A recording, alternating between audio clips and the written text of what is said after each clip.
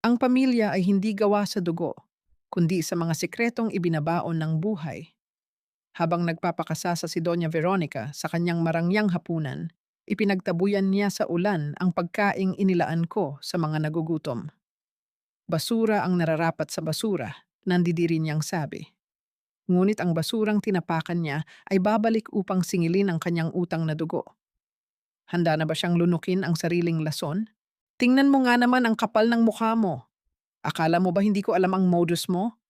Pinalason mo ang mga batang ito gamit ang sarili mong panis na pagkain tapos isisisi mo sa pamilya Alcantara para makapangikil ka ng pera. You cheap scammer! Isang malutong at mabigat na sampal ang dumapo sa pisngi ni Soledad, kasunod ng matalim na hapdi na tila pumunit sa kanyang balat. Napalingon siya sa lakas ng impact, ang kanyang buhok ay humampas sa kanyang sariling mukha. Dahan-dahang ibinalik ni Sol ang kanyang paningin sa harapan. Nakaluhod siya sa basang kalsada. Ang kanyang mga kamay natadtad ng pamumula at paltos dahil sa magdamag na pag-iikot ng mainit na sandok sa nagbabagang palayok ay mahigpit na nakahawak sa isang maliit na kahon ng gatas. Sa kanyang paligid, umaalingaw-ngaw ang pag-iyak ng mga inang yakap-yakap ang kanilang mga anak na namumutla at walang tigil sa pagduduwal. Ang mga batang ito ang pinakayaman ng mga pamilyang tinamaan ng bagyo, ngunit ngayon ay nakabulagta sa putikan, nanginginig at hinahabol ang kanilang hininga. Nalasahan ni Sol ang pait ng dugo mula sa pumutok niyang labi. Nanikip ang kanyang dibdib, tila may isang malaking tipak ng bato na dumagan sa kanyang lalamunan. Hindi siya natatakot, ngunit ang kanyang buong katawan ay nanginginig sa bigat ng isang matinding kawalan ng katarungan. Ang mga taong nasa harapan niya ay nakabihis ng magagarang damit, may hawak na mga mamahaling payong upang hindi maambon, ngunit ang kanilang mga puso ay mas malamig pa sa hanging dala ng bagyo. Bakit ang mga taong may kakayahang bumili ng hustisya ay siya pang pinakawalang kaluluwa sa mundong ito? Binasag ng isang matining na boses ang katahimikan ng mga usisero. Inilapit ni Tia Meding ang hawak niyang cellphone. Halos itutok na ito sa mukha ni Sol habang ang kanyang bibig ay walang tigil sa pagngawa. Live tayo ngayon mga kamarites. Nakikita niyo ba ang babaeng yan? Yan si Sol, yung may karinderya sa kanto. Dati nang napatalsik sa kooperatiba yan dahil sa pagnanakaw. Ngayon naman gustong pirahan ang mga Alcantara. Nagpanggap pang nagpapakain ng mga mahihirap. Yun pala siya ang may pakana ng food poisoning na ito.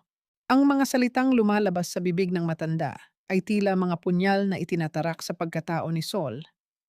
Walang katotohanan ang mga ibinabato sa kanya, ngunit alam niyang sa mata ng lipunan, mas mabilis paniwalaan ang isang kasinungalingang gawa ng mayaman kaysa sa katotohanang bitbit ng isang mahirap. Hindi sumigaw si Sol. Wala siyang iniluhang kahit isang patak.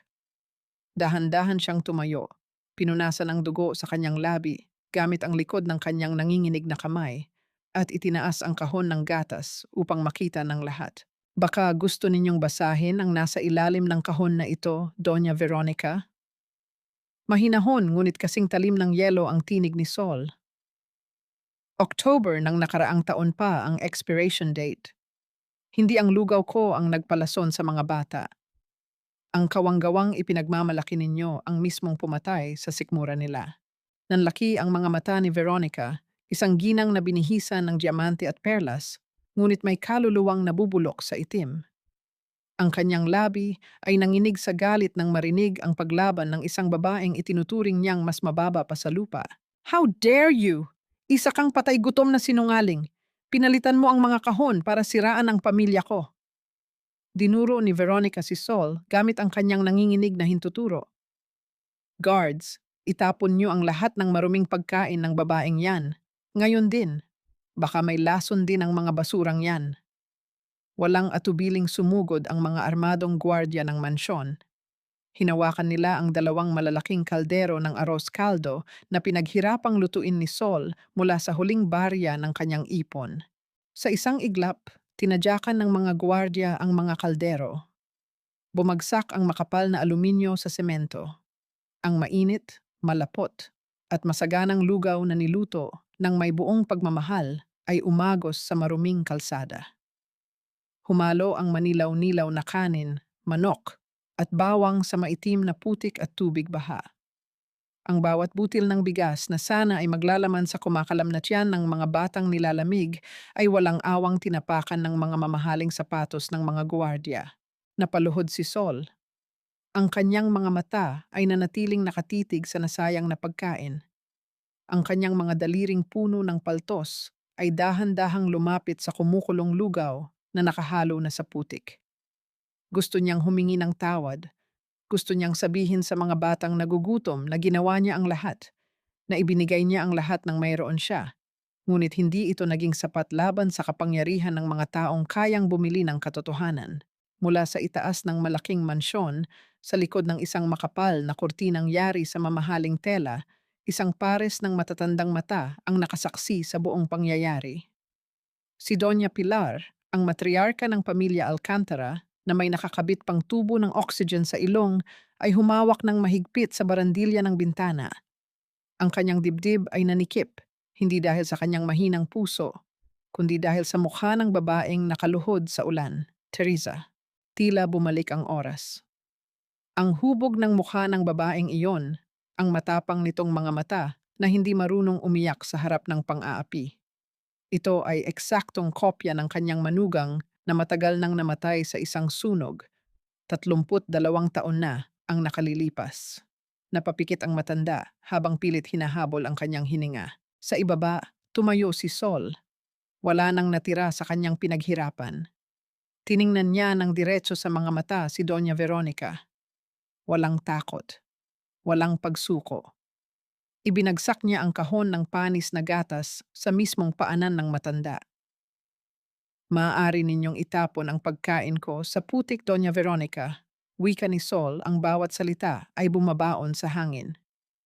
Ngunit hindi ninyo kailanman maipupunas sa pangalan ko ang dumi ng inyong mga kasalanan. Tumalikod si Sol. Hindi na niya hinintay ang sagot ng ginang. Nagsimulang bumagsak ang mabibigat na patak ng ulan mula sa maitim na kalangitan. Hinuhugasan ang dugong na tuyo sa kanyang labi, ngunit hindi ang sugat sa kanyang pagkatao. Sa kanyang paghakbang palayo, ipinasok niya ang kanyang nanginginig na kamay sa bulsa ng kanyang manipis at basang jacket upang kunin sana ang lumang rosaryo ng kanyang ina. Ngunit sa halip na rosaryo, isang luma at kupas na bankbook ang sumabit sa kanyang mga daliri at nahulog sa kalsada. Pumagsak ito sa isang maliit na sanaw ng tubig. Binuksan ng malamig na hangin ang mga pahina nito. Doon, sa ilalim ng malakas na ulan, malinaw na nakaprint ang mga buwanang deposito na nagkakahalaga ng libu-libong piso. Ang bawat transaksyon ay nakapangalan sa isang lihim na kumpanya, Alcantara Holdings. 32 taon ng tahimik na bayad. 32 taon ng sikreto ng kanyang inang si Gracia. Walang ibang narinig, kundi ang patuloy at malungkot na pagbagsak ng ulan sa mga basang pahina ng katotohanan. Nakabalot pa rin sa amoy ng usok at piniritong isda ang maliit na karinderya ni Sol nang pumasok ang isang babaeng tila hindi nababagay sa ganoong lugar. Ang suot nitong puting pantsuit ay sumisigaw ng karangyaan, habang ang matatalim nitong mga mata ay maingat na sinusuri ang bawat sulok ng tagpi-tagping dingding. Siya si Paloma de Vera, ang personal na abogado ng pamilya Alcantara. Huminto si Sol sa pagpupunas ng madulas na mesa. Hindi niya kinalimutan ang mukha ng babaeng ito na nakatayo sa likod ni Doña Veronica kahapon habang tinatapakan ang kanyang mga nilutong pagkain. "I will go straight to the point, Miss de los Santos." Panimula ni Paloma. Ang boses nito ay formal at walang bahid ng emosyon. Nakita ni Doña Pilar ang nangyari kahapon. At sa hindi maipaliwanag na dahilan, kamukhang-kamukha mo ang kanyang yumaong manugang na si Teresa. She wants you to pretend to be her lost granddaughter, Serafina, for exactly 7 days. Napatigil si Sol. Tinitigan niya ang abogado, hinahanap ang anumang bakas ng biro sa mukha nito. "Pagkatapos ninyong sirain ang pangalan ko, ngayon gusto ninyong magpanggap ako para sa inyo? Anong klaseng laro ito?" Binuksan ni Paloma ang isang manipis na leather folder at inilapag ang isang tseke na walang nakasulat na halaga. "Babayaran ni Doña Pilar ang kidney transplant ng nanay mong si Gracia. Lahat ng gastusin, Sagot ng pamilya. In exchange, you will live in the mansion, observe how the family reacts to a sudden heir, and on the seventh day, the final will and testament will be read. Nanlamig ang mga kamay ni Saul. Ang inaalok ng babaeng ito ay ang mismong dugtungan ng buhay ng kanyang ina. Ngunit sa kanyang isipan, nag-echo ang mga transaksyon sa lumang bank book na napulot niya kahapon, Alcantara Holdings. May malalim na ugnayan ang kanyang ina sa pamilyang ito na higit pa sa simpleng pagpapanggap. Kinuha ni Saul ang malamig na baso ng tubig at ininom ito upang basagin ang bikig sa kanyang lalamunan. Tatanggapin ko, ngunit sa tatlong kondisyon, mariing sagot niya, ang mga mata ay hindi kumukurap. Una, direktang ibabayad sa ospital ang lahat ng bill, walang dadaan sa mga kamay ko. Pangalawa, may kalayaan akong umalis anumang oras ko gustuhin. At pangatlo, kapag may nakita akong hindi tama, hindi ako magbubulag-bulagan. Tinaasan siya ng kilay ni Paloma. You are in no position to demand, Saul, but I admire your guts. We have a deal. Ilang oras matapos ang pag-uusap na iyon, natagpuan ni Saul ang kanyang sarili na naglalakad sa mahaba at malamig na pasilyo ng ospital. Ang amoy ng matapang na disinfectant at ang puting ilaw ay tila nagpapabigat sa kanyang mga talukap. 4 na araw na siyang walang maayos na tulog. Ang pagod sa pag-aalaga, ang kahihiyan sa ulan kahapon, at ang bigat ng desisyong ginawa niya ay sabay-sabay na sumingil sa kanyang katawan. Nagliwanag at nagdilim ang kanyang paningin. Umikot ang paligid. Bago pa man bumagsak ang kanyang mga tuhod sa matigas na sahig, 2 maiinit at malalakas na braso ang sumalo sa kanyang baywang. Nandito ako, Saul. Hayaan mong tulungan kita. Napaangat ang tingin ni Saul. Bumungad sa kanya ang kalmadong mukha ni Dr. Elias, ang doktor ng kanyang ina. Ang kanyang mga mata ay puno ng pag-unawa, walang halong pag-aawa o paghuhusga. Inalalayan siya nito papunta sa isang upuan sa waiting area. Ilang sandali pa, naramdaman ni Saul ang init ng isang paper cup ng kape na ipinatong ni Elias sa kanyang nanginginig na mga palad. Wala itong sinabing kahit ano.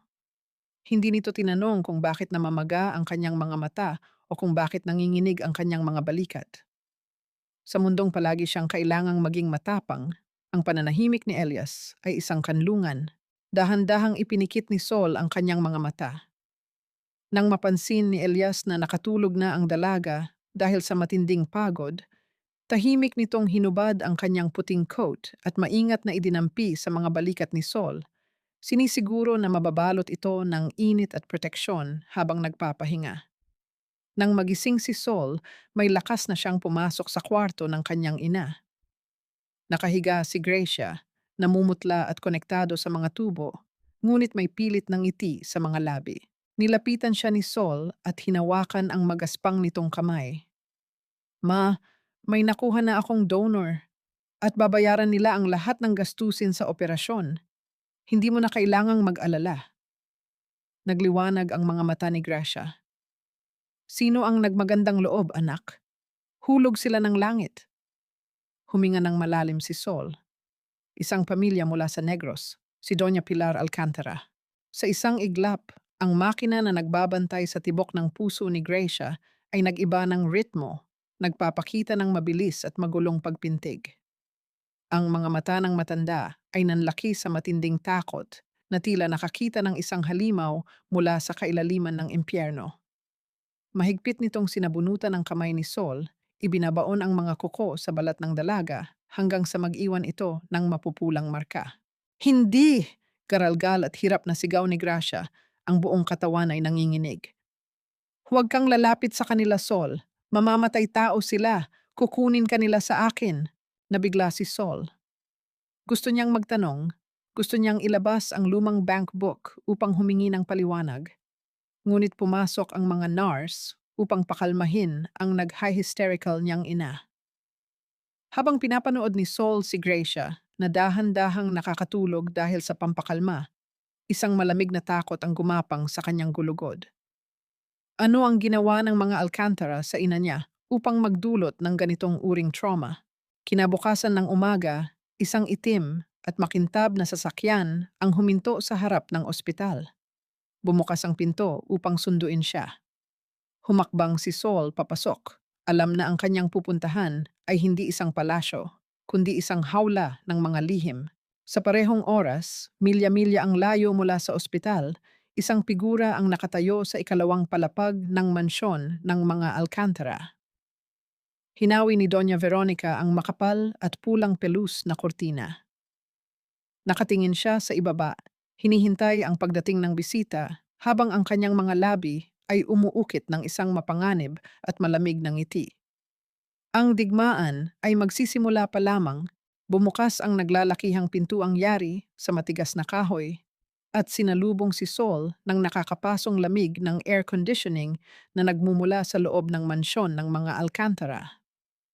Ang sahig na gawa sa marmol ay kuminang, sumasalamin sa naglalakihang chandelier na tila mga nakabiting diamante sa kisame. Subalit sa kabila ng lahat ng karangyaan, ang hangin sa loob ay mabigat at nakakasakal. Bago pa man siya makahakbang ng maayos, isang pamilyar at artipisyal na boses ang pumunit sa katahimikan. Serafina, ang kawawa kong pamangkin, sa wakas ay nakauwi ka na sa tunay mong tahanan. Mabilis na lumapit si Doña Veronica. Ang mga mata nito ay nag-uumapaw sa peking luha habang nakaharap sa mga nakalinyang kasambahay. Niyakap niya ng mahigpit si Sol. Sa paningin ng mga nakasaksi, isa itong madamdaming pagtatagpo ng isang naulilang tiyahin at ng nawawalang pamangkin.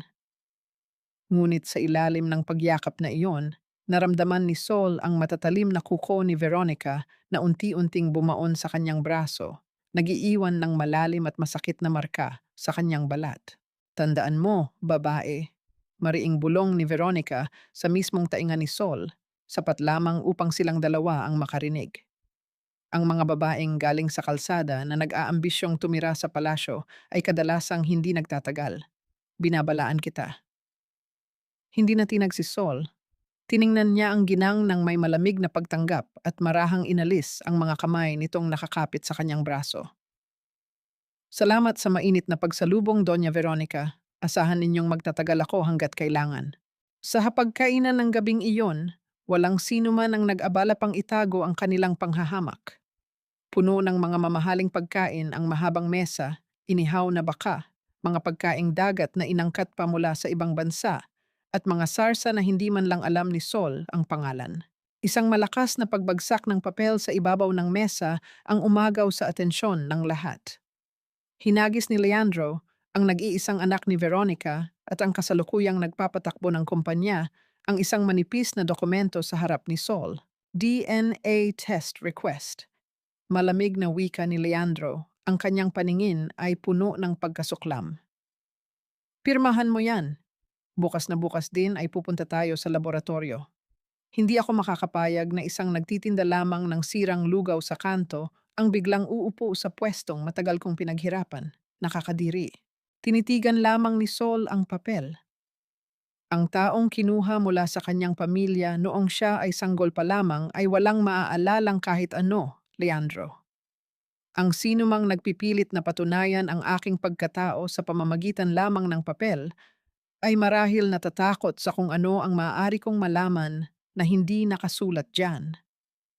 How dare you speak to me like that? Tumaas ang boses ni Leandro. Halos mabasag ang porselanang baso na hawak niya dahil sa higpit ng kanyang pagkakakuyom. Dito na pumasok ang mapanlinlang na tinig ni Veronica. Leandro, anak, pakalmahin mo ang iyong sarili, malumanay na saway ng ginang, habang umiiling na tila puno ng pag-unawa. Hayaan mo na ang panauhin natin. Alam mo naman ang kinalakhan ng batang ito. Lumaki siya sa lugar kung saan ang kasinungalingan at pandaraya ay ginagamit upang makatawid sa araw-araw na pagkagutom. Wala siyang pinag-aralan pagdating sa delikadesa at paggalang sa nakatataas. Kaawaan na lamang natin ang kakulangan ng kanyang pag-uugali dahil tayo ang pinagpala ng Diyos. Ang bawat salita ni Veronica ay tila asidong dahan-dahang sumusunog sa pagkatao ni Sol.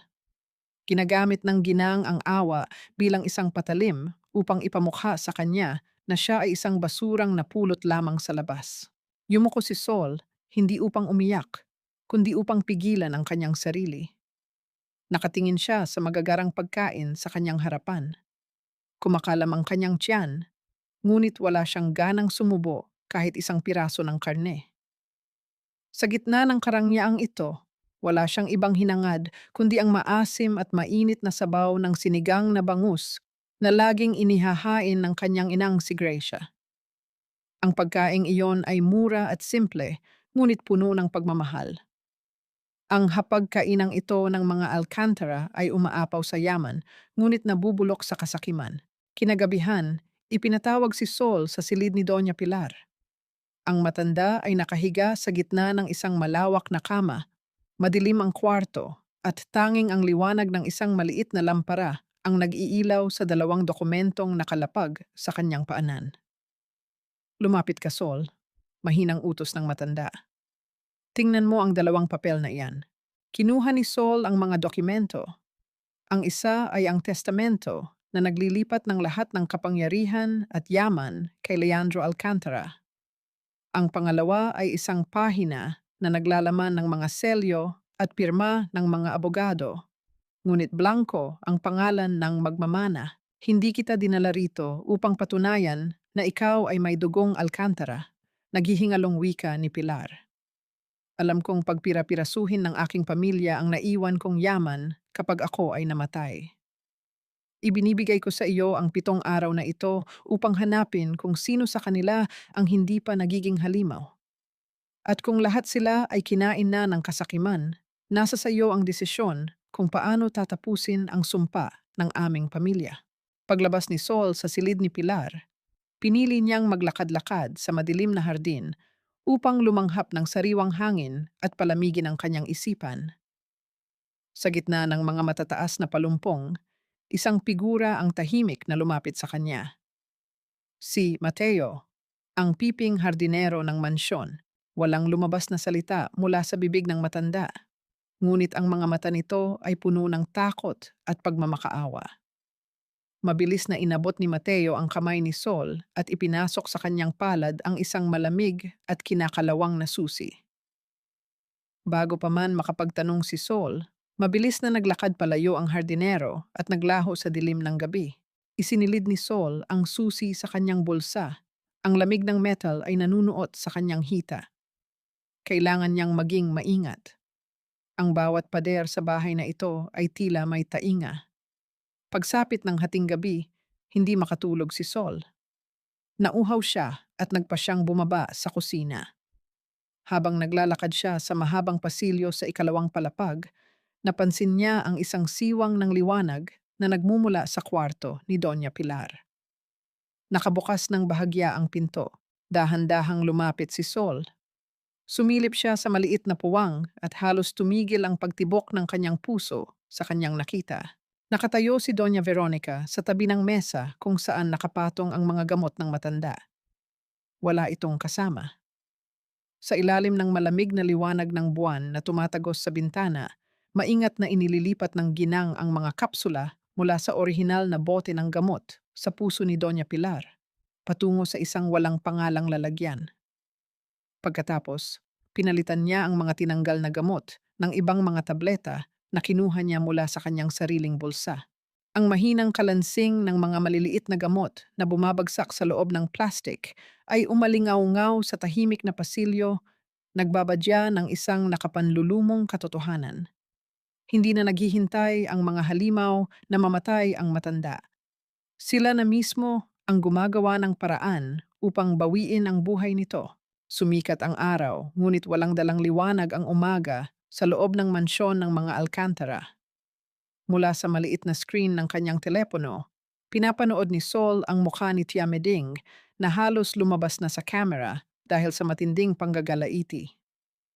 Ang matanda ay nakatayo sa mismong labas ng mataas na gate ng mansyon, nagsasagawa ng live broadcast na pinapanood ng libu-libong tao. Nakapasok na po ang ahas sa palasyo, mga kamarites. Matining at mapanuksong sigaw ni Tia Meding habang itunuturo ang malalaking bintana ng bahay. Isipin ninyo, isang babaeng galing sa squatter, nagtitinda lang ng sirang lugaw, ngayon ay nakasuot na ng magagarang damit sa loob. Ginagamit niya ang kahinaan ng isang matandang may sakit para makapagnakaw ng yaman. Certified gold digger at scammer. Bumaha ang mga mapanghusgang komento sa screen. Tinawag siyang patay gutom, sinungaling, at mapagsamantala. Subalit sa halip na umiyak o magmukmok, pinatay ni Saul ang screen ng telepono. Isang malamig at kalkuladong plano ang nabuo sa kanyang isipan. Alam niya na ang pinakamatalas na sandata ng mga naninira ay ang atensyon at gagamitin niya ang mismong sandatang iyon upang hiwain ang kanilang sariling lalamunan. Lumabas si Saul ng mansyon at naglakad ng taas noo patungo sa gate. Nang makita siya ni Tiameding, lalong lumakas ang boses nito. Inilalapit ang camera sa mukha ng dalaga upang ipahiya ito ng live. Ayan na siya, ang prinsesa ng mga basurahan. Pangungutya ni Tiameding. Tinitigan lamang siya ni Saul, ang kanyang mga mata ay kasing lamig ng yelo. Kung gusto mong patunayan sa libu-libong nanonood sa iyo na sinungaling ako, Tiameding, bakit hindi mo ako samahan sa loob ng relief warehouse ng pamilya Alcantara ngayon din? I-live mo. Hayaan nating ang mga ebidensya ang magsalita. Namilog ang mga mata ng matanda. Hindi nito inasahan ang hamon. Dahil sa pagkauhaw sa mas malaking atensyon at sa paniniwalang mapapahiya si Sol, agad itong sumang-ayon at buong yabang na naglakad, kasunod ng dalaga, patungo sa malaking bodega ng mansyon. Pagpasok nila, bumungad ang daan-daang selyadong kahon ng mga relief goods na nakatambak hanggang kisame. Sa harap ng patuloy na umiilaw na kamera ni Tia Meding, nag-utos si Saul sa dalawang trabahador na buksan ang 5 magkakaibang kahon na pinili niya ng walang pakundangan. Nag-alinlangan ang mga trabahador, ngunit sa tindi ng presensya ni Saul, napilitan silang punitin ang mga tape. Tumambad sa harap ng camera ang katotohanan. Wala ni isang bagong produkto. Ang mga lata ng sardinas ay kinakalawang, ang mga pakete ng noodles ay inuuod, at ang mga kahon ng gatas ay binura ang expiration dates, ngunit kitang-kita ang namumuong amag sa gilid. Kinuha ni Saul ang isang opisyal na manipesto ng kumpanya na nakadikit sa isang board at iniharap ito sa camera. Sabihin mo sa mga nanonood sa iyo, Tia Meding, malinaw at kalmadong utos ni Saul.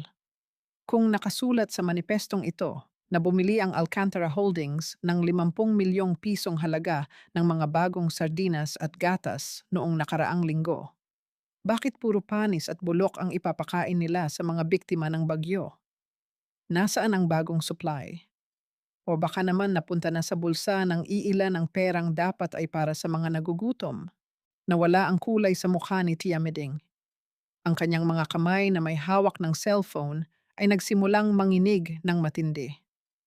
Sa halip ng mga panlalait kay Saul, ang mga komento sa live broadcast ay napalitan ng matinding galit at paghinga ng investigasyon laban sa pamilya Alcantara. Tipid nang ngumiti si Saul habang pinagmamasdan ang panginginig ng camera sa mga kamay ng matanda.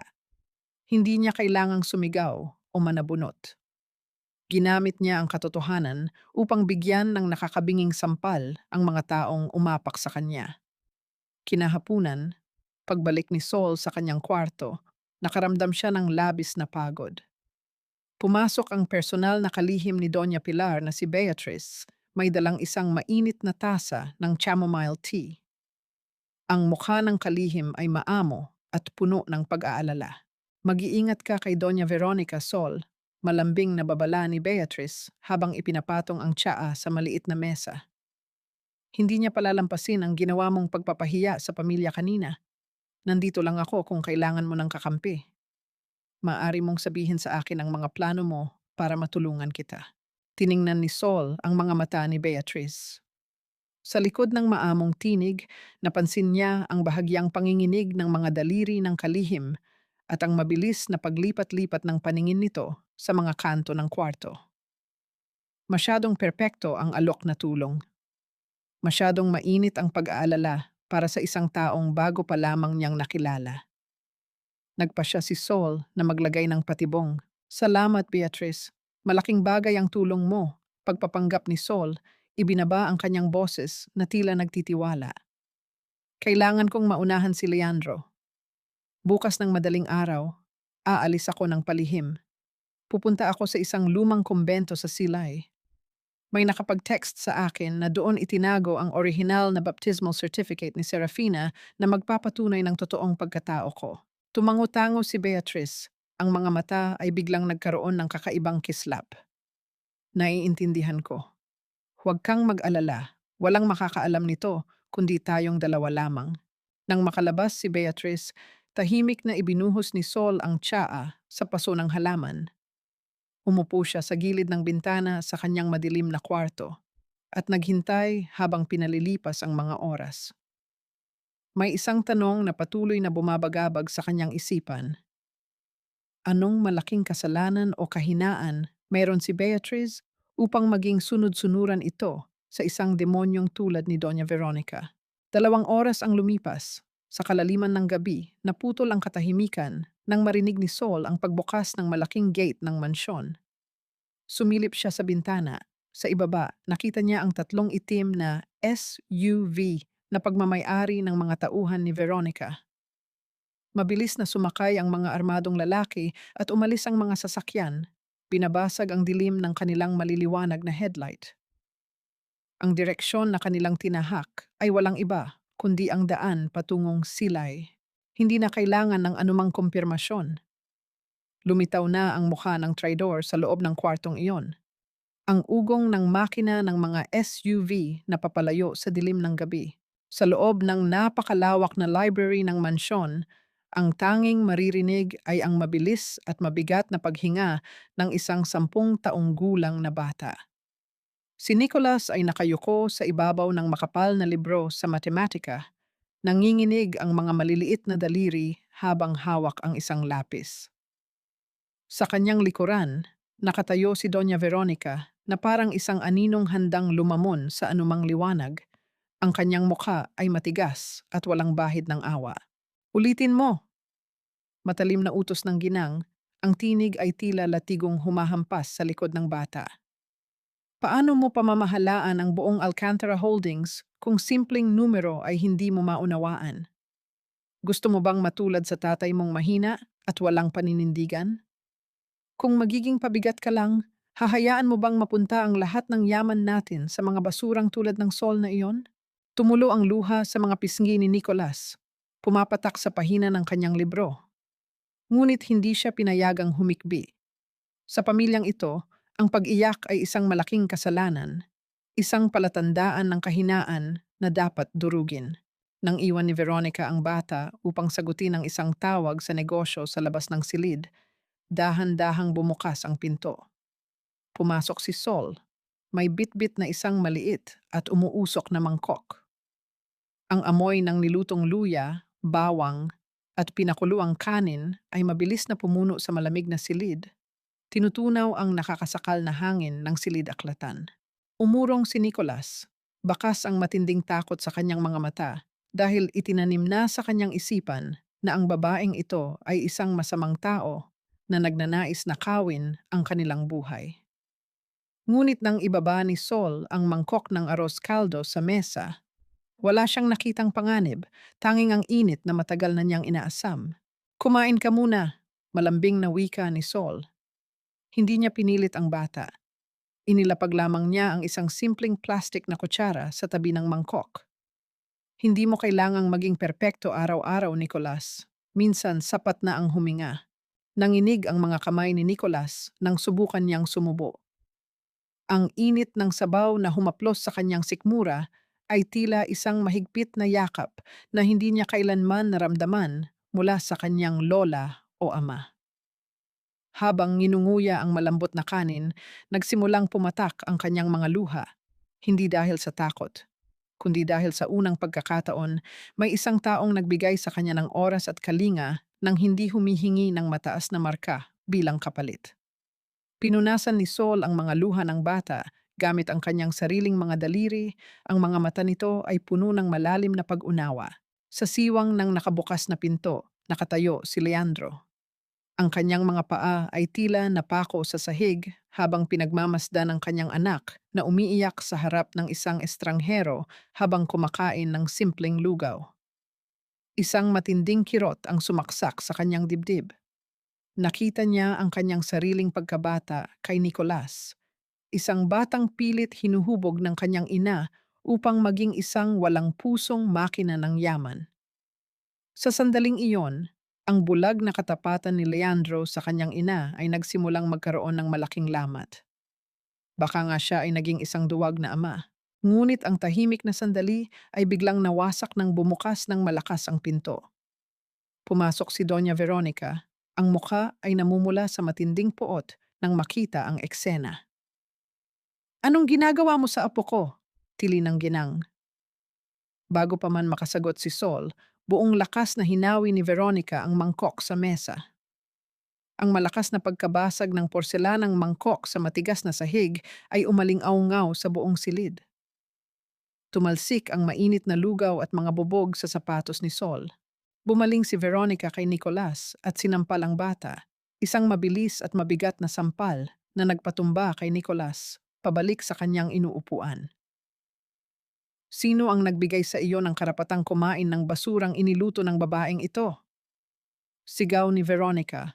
Ang kanyang mga mata ay nanlilisik. Hinarap niya si Sol at itinuro ang pinto. "Lumabas ka! You are poisoning my grandson's mind. Kung sino man ang nagpapasok sa babaeng ito rito, sisantihin ninyong lahat ngayon din." Hindi gumanti si Sol at hindi rin siya natinag. Tiningnan niya ng tuwid si Leandro na hanggang ngayon ay nakatayo pa rin sa labas ng pinto na walang ginagawa. Isang tahimik ngunit matalim na hamon kung kailan ito magtataglay ng tapang upang protektahan ang sarili nitong dugo at laman.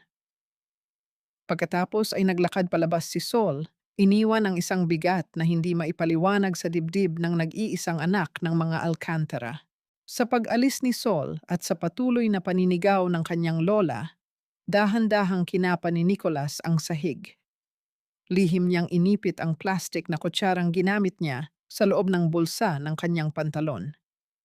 Hinawakan niya ito ng mahigpit, itinatago bilang isang maliit at lihim na patunay na sa mundong ito ng malamig na kasakiman, nakatikim siya ng tunay na kalayaan at pagmamahal.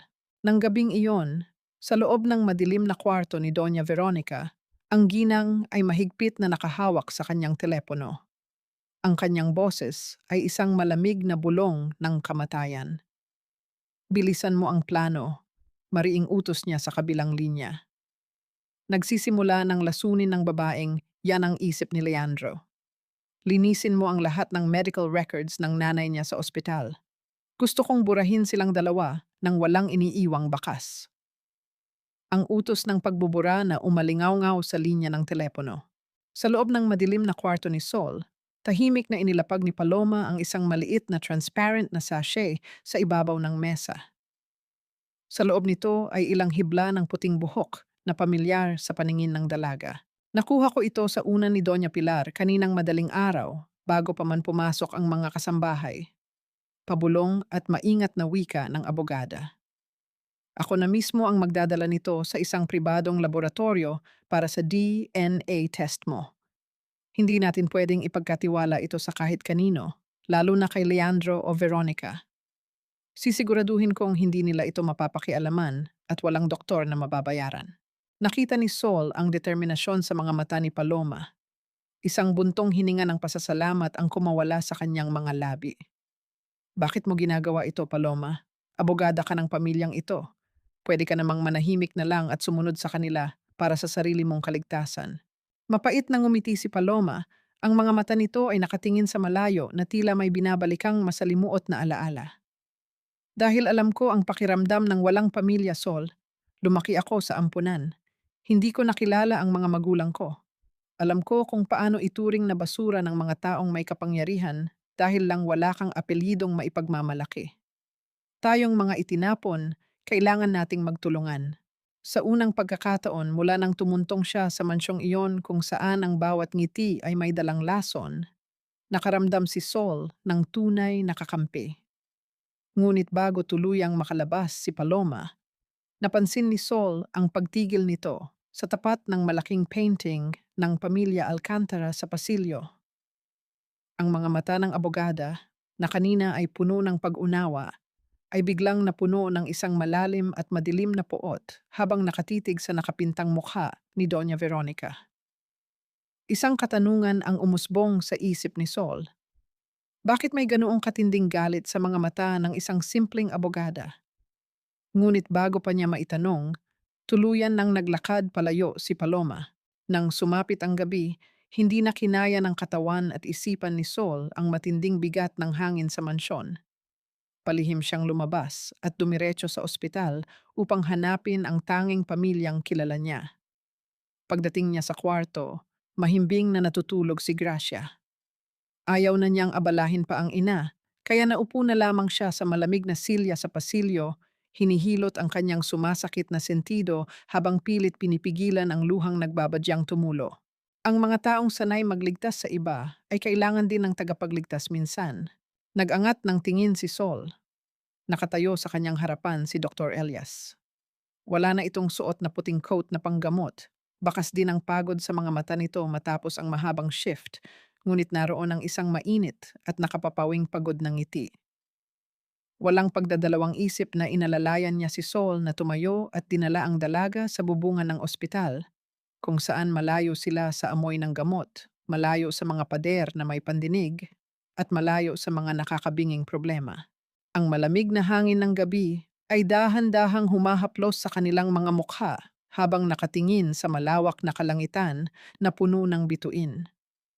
Walang sinabi si Sol, wala siyang kailangang ipaliwanag. Naramdaman na lamang niya ang paglapit ni Elias. Inabot ng doktor ang nanginginig at malamig na mga kamay ng dalaga at maingat itong ibinalot sa kanyang malalaki at maiinit na palad. Hindi ka nag-iisa, Sol, mahinang bulong ni Elias. Ang boses nito ay parang isang matibay na angkla sa gitna ng nag-aalboroto niyang mundo. Tiningnan ni Sol ang mga kamay nilang magkahawak.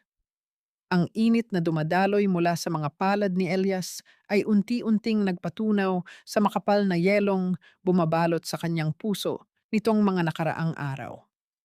Tumulo ang isang butil ng luha mula sa kanyang mga mata, hindi dahil sa sakit, kundi dahil sa unang pagkakataon, naramdaman niyang ligtas siya at may isang taong kayang saluhin ang kanyang kahinaan.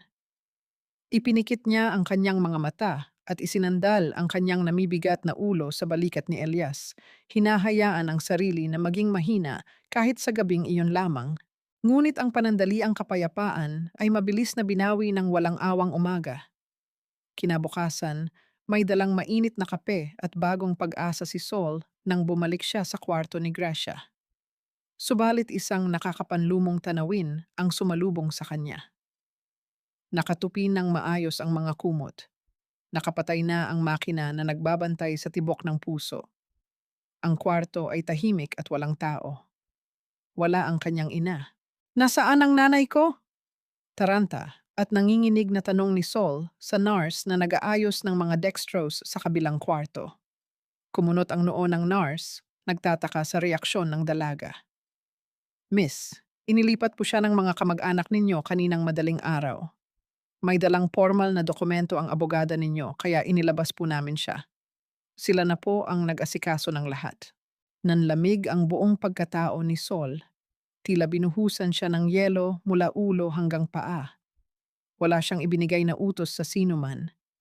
Hindi makahinga ang kanyang baga habang pabalik-balik ang kanyang paningin sa blangkong higaan.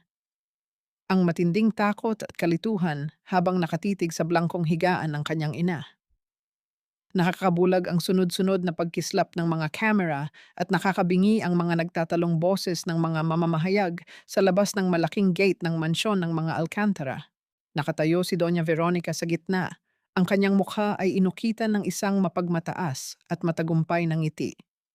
Sa tabi niya ay si Leandro na nakahalukip-kip, habang sa likuran ay ang mahina at naguguluhang si Doña Pilar na nakaupo sa kanyang wheelchair. Bumaba si Sol mula sa isang taxi. Humihangos at basang-basa ng pawis mula sa ospital. Ang kanyang isip ay gulong-gulo sa pagkawala ng kanyang inang si Gracia. Ngunit bago pa siya makalapit upang magtanong at humingi ng tulong, itinaas ni Veronica ang isang puting sobre na naglalaman ng opisyal na dokumento. Tingnan ninyong mabuti ang papel na ito upang malaman ng buong mundo ang katotohanan. matinis at mapanuyang sigaw ni Veronica sa mga mikropono. The result is 0%. Walang dugong Alcantara na nananalaytay sa babaeng ito. Siya ay isang hamak na manloloko, isang patay gutom na ginamit ang kahinaan ng aking biyenan upang makapagnakaw ng yaman. She is nothing but a cheap scammer. Parang binagsakan ng gumuhong bundok si Saul. Tumigil ang pag-ikot ng kanyang mundo. 0%? Paano nangyari iyon? Si Paloma ang mismong kumuha ng sample mula sa unan ng matanda. Si Paloma ang nangakong magbabantay sa buong proseso upang hindi ito madaya ng kanyang mga kalaban. Palingalinga si Saul sa dagat ng mga taong naghuhusga sa kanya. Hinanap ng kanyang mga mata ang abogadang nangako ng proteksyon. At doon niya nakita si Paloma, nakatayo sa mismong likuran ni Veronica. Ang mukha ng abogada ay kasing lamig ng yelo, walang anumang bakas ng awa, at mabilis na umiwas ng paningin nang magtama ang kanilang mga mata. Nang pilitin ng mga gwardya na itaboy ang mga reporter, sinamantala ni Saul ang kaguluhan. Hinatak niya si Paloma patungo sa isang madilim at walang taong pasilyo sa gilid ng mansyon. Anong ibig sabihin nito, Paloma? Nanginginig ang buong katawan ni Saul, pilit pinipigilan ang pagbasag ng kanyang boses. Ikaw ang nagdala ng sample at nasaan ang nanay ko? Anong ginawa mo sa kanya? Tiningnan lamang siya ni Paloma, isang mapait at nanlilibak ng ngiti ang gumuhit sa mga labi nito. Ginawa ko lang kung ano ang nararapat para sa sarili ko, Saul. Ako ang nagpalit ng resulta bago pa man ito umabot sa laboratorio. At ang nanay mo? Nasa isang ligtas na lugar siya. Ligtas. Hanggat sumusunod ka sa mga iuutos ko at hindi ka nanggugulo. Napaatras si Saul, hindi makapaniwala sa nakikita at naririnig. Ang kaisa-isang taong pinagkatiwalaan niya sa loob ng impyernong ito, ang taong nagbahagi ng parehong sakit ng pagkaulila, ay siya palang magbabaon sa kanya ng buhay. Bakit? Umiiyak na tanong ni Saul, ang puso ay unti-unting nadudurog. Pareho tayong itinapon ng lipunan, di ba? Sabi mo magkakampi tayo. Bakit mo ito ginagawa sa isang taong walang ibang ginusto kundi iligtas ang ina niya? Isang matinding galit ang sumiklab sa mga mata ni Paloma. Lumapit siya at matalim na tinitigan si Saul. Dahil hindi ikaw ang tagapagmana, Saul. Ako. Ako ang tunay na kadugo na itinapon ng walang hiyang si Veronica sa ampunan upang pagtakpan ang kanyang pagkakamali bago pa siya makasal sa pamilyang ito. Habang kayo ay nagpapakasasa sa ideya ng pamilya, ako ay nabuhay sa mga tira-tira ng ibang tao. Gusto kong bawiin ang buhay na ninakaw niya sa akin. At hindi ko hahayaang isang hamak na tulad mo ang aagaw ng yaman na dapat ay sa akin. Gagamitin ko ang nanay mo hanggang sa lumuhod si Veronica at ibigay sa akin ang pagkilalang ipinagkait niya.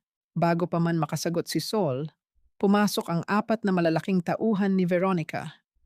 Walang awang hinawakan ng mga gwardya si Saul sa magkabilang braso.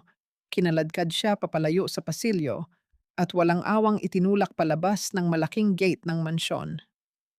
Kasunod nito ay ang paglipad ng kanyang mga bagahe. Ibinato sa kalsada na tila mga basurang walang halaga.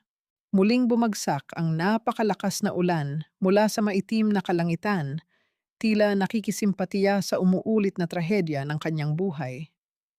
Nakaluhod si Saul sa magaspang na semento, pilit hinahabol ang kanyang hininga sa gitna ng matinding sakit sa kanyang dibdib. Sa paligid niya ay ang mga nakakalat na mamahaling damit at sapatos na ipinasuot sa kanya noong mga nakaraang araw, unti-unting nababalot ng putik. Ngunit hindi niya pinulot ang mga ito. Hindi niya kailangan ang huwad na yaman ng mga Alcantara. Iginapang niya ang kanyang mga nanginginig na kamay sa putikan upang kunin ang isang luma at kupas na apron, ang apron na ginagamit niya sa araw-araw niyang pagtitinda sa karinderya. Niyakap niya ito ng mahigpit sa kanyang dibdib. Isinisiksik ang mukha sa basang tela habang ang ulan ay naghuhugas sa kanyang mga luha. Ipinagkanulo siya ng tiwala. Kinuha ang kanyang ina. Nawala ang lahat sa isang iglap. Ngunit sa gitna ng malamig at madilim na kalsada, naramdaman niya ang mabilis at tuloy-tuloy na panginginig ng kanyang telepono sa loob ng kanyang bulsa. Kinuha niya ito gamit ang kanyang nanginginig at basang mga daliri. Isang mensahe mula kay Dr. Elias ang lumitaw sa screen. Nahanap ko na kung saan nila dinala ang nanay mo, Sol. Ngunit nasa panganib siya. Kailangan nating magmadali. Ang matinis at nagmamadaling tunog ng sirena ng isang ambulansya na mabilis na bumabasag sa ingay ng malakas na ulan. Ang hangin sa abandonadong bahay sa labas ng syudad ay amoy amag, kalawang at nabubulok na kahoy. Walang anumang ilaw maliban sa manipis na sinag ng buwan na tumatagos sa mga basag na bintana. Nakasandal si Sol sa matipunong balikat ni Dr. Elias. Pareho silang humihingal habang maingat na binabagtas ang madilim na pasilyo. Ginamit ni Elias ang isang na-record na tunog ng sirena ng pulisya mula sa kanyang telepono at inikonekta ito sa speaker ng kanyang sasakyan sa labas. Isang matalinong patibong na nagpataranta at nagpatakbo sa dalawang bayarang tauhan ni Paloma palabas ng eskinita. Nang mabuksan ni Elias ang isang kinakalawang na pinto sa dulo ng pasilyo, bumungad sa kanila ang isang maliit na kwarto. Sa isang sulok, nakaupo sa malamig na sahig ang isang pamilyar na bulto, nakabaloktot at nanginginig sa takot. Ma! Basag na sigaw ni Sol, mabilis na lumuhod at niyakap ang kanyang ina. Napaiyak ng malakas si Gracia. Ang kanyang payat na katawan ay yumugyog sa matinding emosyon nang maramdaman ang init ng kanyang anak. Sol, anak ko, akala ko hindi na kita makikita. Patawad, patawad. Dahil nagsinungaling ako sa loob ng 32 taon. Patawad dahil dinala kita sa kapahamakan. Hinaplos ni Sol ang magulong buhok ng ina. Ang kanyang sariling mga luha ay walang tigil sa pag-agos. Wala kang dapat ihingi ng tawad, ma. Ligtas na tayo. Aalis na tayo rito. Ngunit umiling si Gracia at mahigpit na kumapit sa mga braso ng anak. Ang kanyang mga kuko ay halos bumaon sa balat ni Sol dahil sa tindi ng desperasyon. Hindi, Sol. Kailangan mong malaman ang totoo. Bago pa nila tayo tuluyang patahimikin, kailangan mong malaman kung bakit ganun na lamang ang galit sa akin ni Doña Veronica noong makita niya tayo sa ulan. Bumalik ang gunita ni Gracia sa isang gabing pilit niyang ibinabaon sa kailaliman ng kanyang isipan. Ang kanyang tinig ay garalgal, puno ng pait at matinding takot na hindi kailanman nawala sa kanyang dibdib. 32 taon na ang nakalilipas, isa lamang akong hamak na komadrona sa asyenda, panimula ni Gracia. Ang mga mata ay nakatitig sa kawalan, tila nakikita muli ang mga naglalagablab na apoy. Ang anak ni Doña Pilar na si Alejandro ay lihim na nagpakasal sa isang simpleng babae, si Teresa de los Santos, ang tunay mong ina. Ngunit hindi matanggap ni Veronica ang balitang iyon. Gusto niyang angkan niya ang kumontrol sa lahat ng yaman ng mga Alcantara, kaya nagpakasal siya kay Alejandro kahit alam niyang may nauna na itong pamilya. Nanlamig ang buong pagkatao ni Sol habang tahimik na nakikinig. Nakatayo lamang sa likuran niya si Elias, tahimik na nagbibigay ng suporta. Isang gabi, patuloy ni Gracia, ang mga luha ay patuloy na nag-uunahan sa kanyang mga kulubot na pisngi. Nalaman ni Veronica na nagtatago si Teresa sa lumang kapilya kasama ka. Sanggol ka pa lamang noon. Inutusan niya ang mga tauhan niya na sunugin ang kapilya. Nandoon ako, Sol. Nakita ko kung paano niya iniutos na ikandado ang mga pinto mula sa labas habang naririnig namin ang pagmamakaawa ng nanay mo sa loob. Inutusan niya akong kunin ka mula sa isang bintanang basag, hindi para iligtas ka, kundi para itapon ka sa isang malayong lugar at palabasing patay ka na rin sa sunog. Napahawak si Sol sa kanyang dibdib, parang pinipiga ang kanyang puso. Ang babaeng matagal na niyang hinahanap, ang babaeng nagbigay sa kanya ng buhay, ay namatay sa pinakamalupit na paraan dahil sa kasakiman ng isang halimaw. Binayaran ako ni Veronica ng malaking halaga, humihikbing pag-amin ni Gracia. Binantaan niya ako na kapag nagsalita ako o kapag ibinalik kita, papatayin niya tayong dalawa. Binalak kong iwan ka sana sa ampunan. Ngunit ng gabing iyon, nilalagnat ka. Umiiyak ka ng walang tigil. Nang buhatin kita at kumalma ka sa mga bisig ko, hindi ko na kayang bitawan ka. Pinangalanan kitang Soledad. dahil pareho tayong nag-iisa sa mundong ito. Itinago ko ang perang ibinibigay nila sa isang bank account, ni isang sentimo ay hindi ko ginastos para sa sarili natin dahil takot akong masundan nila tayo kapag ginamit ko ang perang galing sa dugo. Ang bawat salita ay tila mga punyal na sabay-sabay na itinatarak sa kaluluwa ni Saul. Nauunawaan na niya ngayon kung bakit ganoon na lamang ang pananahimik at paghihirap ng ina sa buong buhay nila. Tinanggap ni Gracia ang buhay ng isang mahirap na labandera at tindera, tiniis ang gutom at sakit, para lamang maprotektahan ang buhay ng isang sanggol na hindi naman niya kadugo. Nanginginig na idinikit ni Gracia ang kanyang kamay sa ilalim ng lumang unan na bitbit niya mula pa sa ospital. Ang unan na hindi niya binibitawan kahit kinaladkad siya ng mga tauhan ni Paloma. Punitin niya ang tahi sa gilid nito at kinuha ang isang nakatuping bagay. Inilapag niya sa mga palad ni Saul ang isang lumang piraso ng telang puti. Maitim ang mga gilid nito, halatang sunog, ngunit malinaw na malinaw ang mga letrang nakaborda gamit ang gintong sinulid, Serafina Teresa Alcantara. Kasama nito ay ang isang naninilaw at medyo sunog din na papel, ang original na marriage certificate ni na Alejandro at Teresa. Ito ang mga tanging alaala na naisalba ni Gracia mula sa apoy bago niya itinakas ang sanggol. Iyan ang totoo mong pangalan. Iyan ang karapatan mo. Umiiyak na bulong ni Gracia, nakayuko dahil sa labis na kahihiyan. Patawad, Sol, kung pinalaki kita sa hirap. Patawad kung kinasangkapan ako sa pagpatay sa nanay mo. Wala nang salitang makapaglalarawan sa sakit at pagmamahal na nararamdaman ni Sol. Mahigpit niyang hinawakan ang sunog na tela, ang katibayan ng kanyang tunay na dugo, bago niya dahan-dahang itinaas ang paningin sa babaeng nagpalaki sa kanya. Walang bahid ng galit ang kanyang mga mata, kundi isang malalim at wagas na pagtanggap. Umiling si Saul. Hinawakan niya ang dalawang pisngi ni Gracia. Hindi ma, ang mga Alcantara ang nagbigay ng dugo sa akin, ngunit ikaw ang nagbigay sa akin ng kaluluwa. Ikaw ang nagturo sa aking maging makatao. Itinaas ni Gracia ang kanyang nanginginig na kamay. Ang balat nito ay puno ng pasa at namumula dahil sa mga nakakabit na karayom ng IV mula sa ospital. Maingat at puno ng pagmamahal niyang pinunasan ang mga luhang umaagos sa pisngi ni Saul. Sa sandaling iyon, walang kahit anong yaman, walang kahit anong apelyido o papeles na makakapantay sa bigat ng pagmamahal ng isang ina na sumugal ng sariling buhay upang iligtas ang anak ng iba.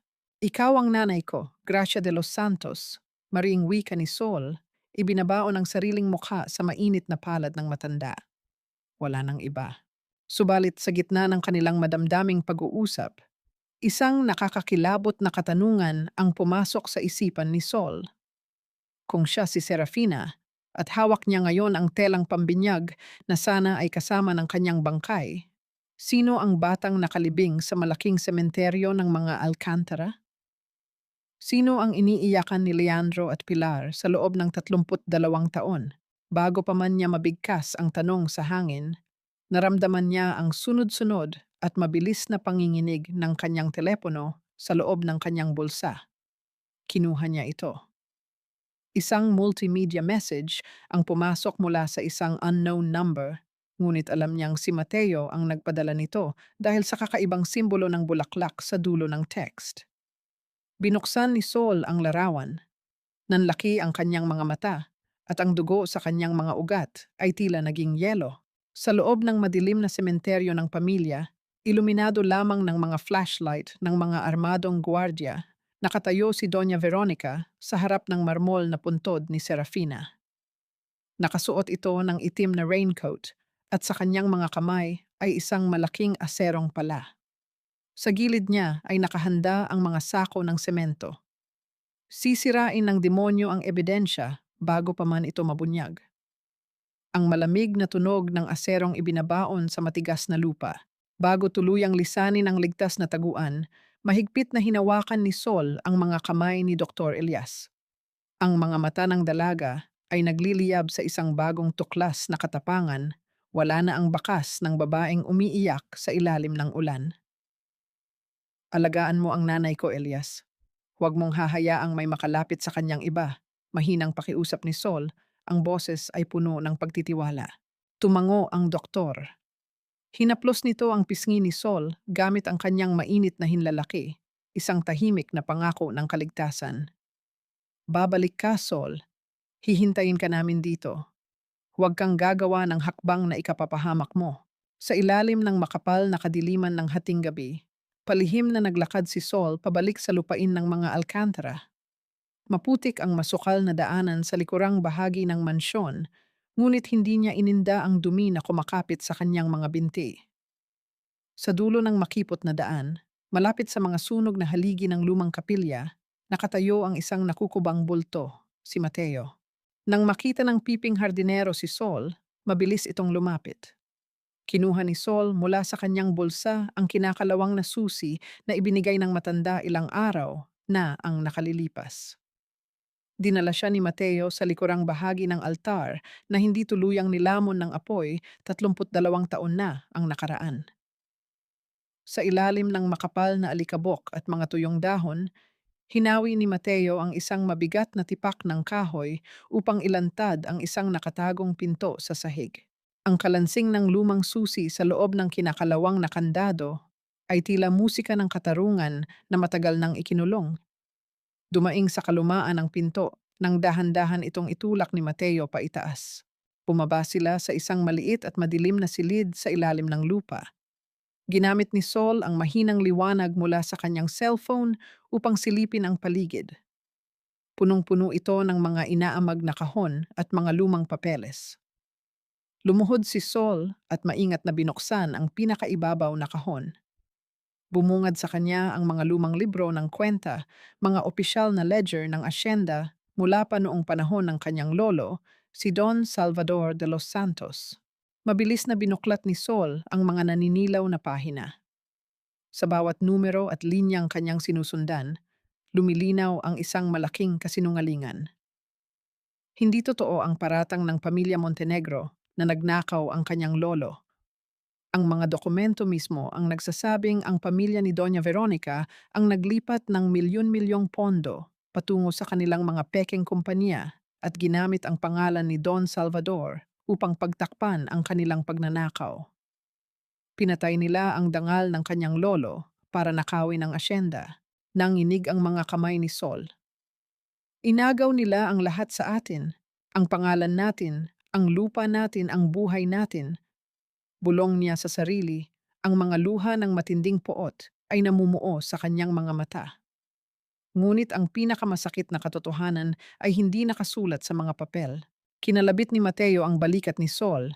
Nang lumingon ang dalaga, nagsimulang gumalaw ang mga magaspang at nanginginig na kamay ng matanda. Ginamit ni Mateo ang lahat ng lakas upang ikwento ang gabing hindi niya kailanman nakalimutan gamit ang pasenyas na galaw ng kanyang katawan. Itinuro ni Mateo ang pader na sunog. Pagkatapos ay umakto itong may hawak na sanggol sa dibdib habang umiiyak, si Teresa. Sumunod ay iniba niya ang kanyang tindig. Tumaas ang kanyang noo, naging matalim ang kanyang mga mata, ginagaya ang mapagmataas na tindig ni Doña Veronica. Umakto si Mateo na isinasara ang isang malaking pinto at marahas na iniikot ang kandado mula sa labas. Ikinandado ni Veronica si Teresa sa loob habang naglalagablab ang apoy. Para bang naririnig ni Sol ang nagmamakaawang sigaw ng kanyang tunay na ina sa pamamagitan ng tahimik na pag-arte ng matanda. Pagkatapos, itinuro ni Mateo ang kanyang sarili. Umakto siyang tumatakbo upang iligtas sana si Teresa, ngunit bigla siyang huminto, nanlaki ang mga mata, at idiniin ang kanyang kamay sa kanyang leeg. Ipinakita ni Mateo ang mahaba at malalim na peklat sa kanyang lalamunan. Ang ebidensya kung paano hiniwa ng mga tauhan ni Veronica ang kanyang boses upang tuluyan siyang patahimikin. Matapos ang lahat ng senyas, lumuhod si Mateo sa harap ni Sol. Kinuha ng matanda ang kamay ng dalaga at itinapat ito sa sarili nitong dibdib bago itinuro ang mga libro ng kwenta. Isang tahimik na pagmamakaawa, isang pagpapasa ng huling pag-asa. Bumagsak ang mga luha ni Sol, ngunit mabilis niya itong pinunasan. Ang galit sa kanyang puso ay sapat na upang pumatay, ngunit pinili niyang maging mas matalino kaysa sa kanyang mga kaaway. Mahigpit niyang hinawakan ang mga balikat ng matandang hardinero. Hindi ko gagamitin ang dahas para makapaghiganti, Mateo. Mariing bulong ni Sol, ang boses ay matigas na parang bato. Mas madaling mamatay kaysa mabuhay sa kahihiyan. Ibibigay natin kay Veronica ang pinakamasakit na parusa. Ang panoorin ang sarili niyang imperyo na gumuho sa harap ng batas na pilit niyang binibili. Maingat na isinilid ni Sol ang mga lumang libro ng kwenta sa kanyang backpack. Nakahanda na silang umakyat muli sa itaas upang harapin ang huling bahagi ng kanilang plano, ang pagpigil sa paghuhukay sa sementeryo. Ngunit bago pa man makahakbang si Sol sa unang baitang ng hagdan, isang matalim at nakakapasong sinag ng ilaw ang biglang tumagos sa mga siwang ng kahoy na pinto sa kanilang itaas. Kasabay nito ay ang mabangis at mabilis na pagtahol ng mga asong bantay na tila nakakaamoy ng dayuhan sa kanilang teritoryo. Ang mga mabibigat na yabag ng mga bota ng gwardya ay mabilis na lumalapit sa mismong kinatatayuan ng tagong silid. May tao yata sa loob ng lumang kapilya. Dito nanggagaling ang amoy na tinatahol ng mga aso. Ang magaspang na boses ng gwardya ay umalingaw-ngaw sa itaas, kasunod ng malakas na pagkalampag sa kahoy na pintuan na nagsisilbing tanging harang sa pagitan ni Sol at ng mga taong handang pumatay upang protektahan ang lihim ng mga Alcantara.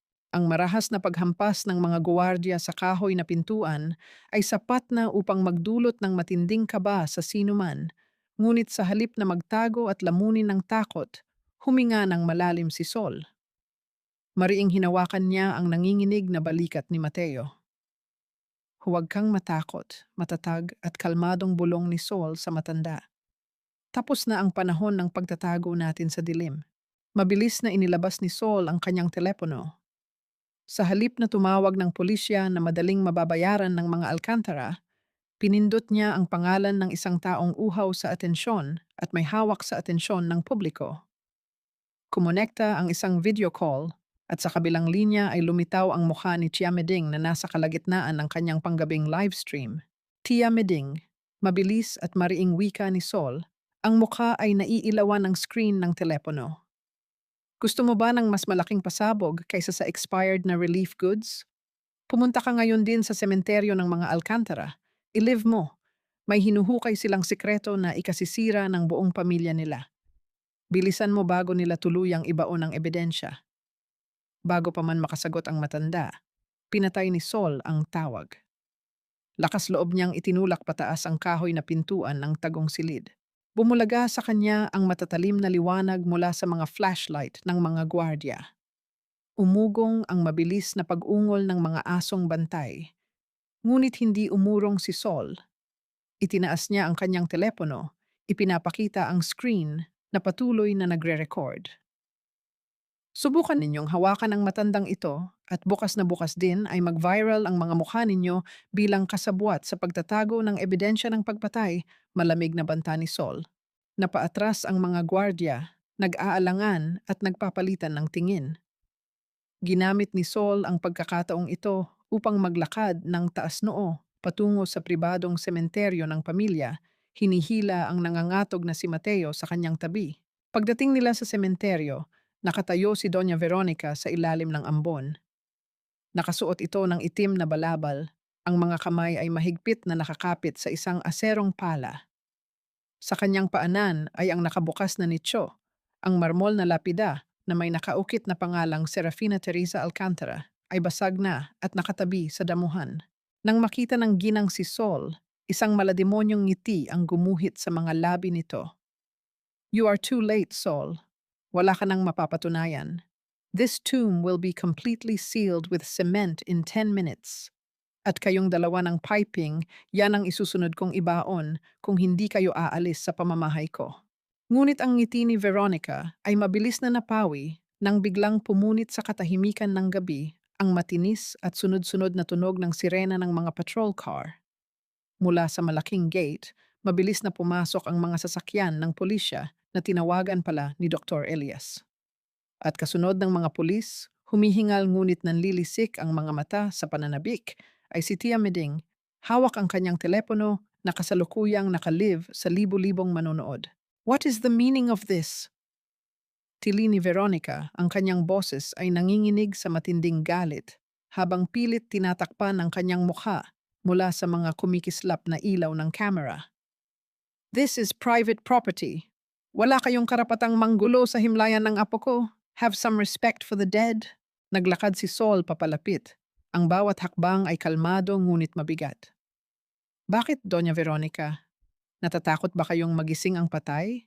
O natatakot kayong makita ng buong mundo na wala namang natutulog dyan? Inilabas ng hepe ng pulisya ang isang search warrant, isang dokumentong nakuha sa tulong ng mga koneksyon ng ospital upang maimbestigahan ang hinala ng pagtatago ng krimen. Walang nagawa ang mga gwardya ni Veronica nang utusan ng pulisya ang mga tauhan nito na tuluyang buksan ang ataol na yari sa mamahaling kahoy. Tumahimik ang lahat. Tanging ang patak ng ulan at ang paglangit-ngit ng lumang kahoy na binubuksan ang maririnig. Nang tuluyang maangat ang takip ng ataul, itinutok ng mga pulis ang kanilang mga maliliwanag na ilaw sa loob. Isang malakas na singhap ang kumawala mula sa mga nakasaksi. Walang bangkay, walang mga buto ng isang batang namatay sa sunog. Ang laman ng mamahaling ataul ay tatlong malalaking tipak ng bato na binalot sa isang sunog at maruming kumot upang bumigat at magmukhang may laman. Napaatras si Tia Meding, ang mukha ay namumutla sa matinding gulat. Ngunit ang pagiging usisera nito ay nangibabaw. Mabilis niyang inilapit ang camera ng kanyang telepono sa loob ng ataul bago ito itinutok ng direkta sa mukha ni Doña Veronica. Mga kamarites, nakikita ninyo ba ito? Nanginginig ngunit palaban na sigaw ni Tia Meding, ang kanyang dating pagkamuhi kay Saul ay napalitan ng pandidiri sa ginang. Bato. Bato ang iniiyakan ng pamilya Alcantara sa loob ng 32 taon. Niloko nila ang buong probinsya. Namuti ang mga labi ni Veronica. Nalaglag ang pala mula sa kanyang mga kamay. Ang babaeng kilala sa kanyang perpektong tindig at pagiging banal ay ngayon nakatayo ng nanginginig. Pinapanood ng libu-libong tao habang ang kanyang pinakamalaking kasinungalingan ay nakabuyangyang sa ilalim ng ulan. Wala siyang maapuhap na salita. Humakbang si Saul sa mismong harap ng camera, tinitigan ng diretso ang namumutlang mukha ni Doña Veronica. Ang mga patay ay hindi nagsisinungaling, Doña Veronica. Malamig at matalim na wika ni Saul. Ang kanyang boses ay tila isang husgado na nagbababa ng hatol. Ngunit ang mga buhay ay oo. At ngayon, singil na ng inyong mga kasinungalingan. Hindi kinaya ni Veronica ang kahihiyan. Tinakpan niya ang kanyang mukha, gamit ang kanyang itim na balabal at mabilis na naglakad palayo, iniiwan ang nagkakagulong sementeryo at ang umuugong na katanungan ng pulisya. Pagbalik sa kanyang marangyang kwarto sa loob ng mansyon, padabog na isinara at ikinandado ni Veronica ang pinto. Nanginginig ang kanyang buong katawan, hindi sa lamig ng ulan, kundi sa matinding poot at takot na ang kanyang kapangyarihan ay tuluyan ng nadudurog. Sumilip siya sa salamin at nakita ang isang matandang babaeng nawawalan na ng kontrol. Mabilis siyang naglakad patungo sa malaking painting sa dingding at hinawi ito upang ilantad ang isang nakatagong vault. Gamit ang nanginginig na mga daliri, inikot niya ang mga numero. Bumukas ang bakal na pinto. Mula sa loob, maingat niyang kinuha ang isang maliit na bote ng salamin. Naglalaman ito ng isang malinaw at walang kulay na likido. Isang lason na walang amoy, walang lasa, ngunit kayang patigilin ang tibok ng puso ng sinumang makaiinom nito sa loob lamang ng ilang minuto. Sa ilalim ng madilim na ilaw ng kanyang silid, tumitig si Veronica sa bote. Ang malamig at mapanganib na liwanag na nagmumula sa salamin nito ay sumasalamin sa kanyang nanlilisik na mga mata. Kung babagsak man ang kanyang imperyo, sisiguraduhin niyang may isasama siya sa hukay. Kinabukasan, pagkatapos ng iskandalo sa sementeryo, bumalot ang isang mabigat na katahimikan sa loob ng mansyon ng mga Alcantara. Wala nang mga peking ngiti at matatamis na bati mula sa mga kasambahay. Sa loob ng kwarto ni Saul, tahimik siyang nakatingin sa labas ng bintana habang pinagmamasdan ang mga natutuyong dahon. Bumukas ang pinto at pumasok si Beatrice. Wala na ang maamo at kalmadong anyo ng kalihim.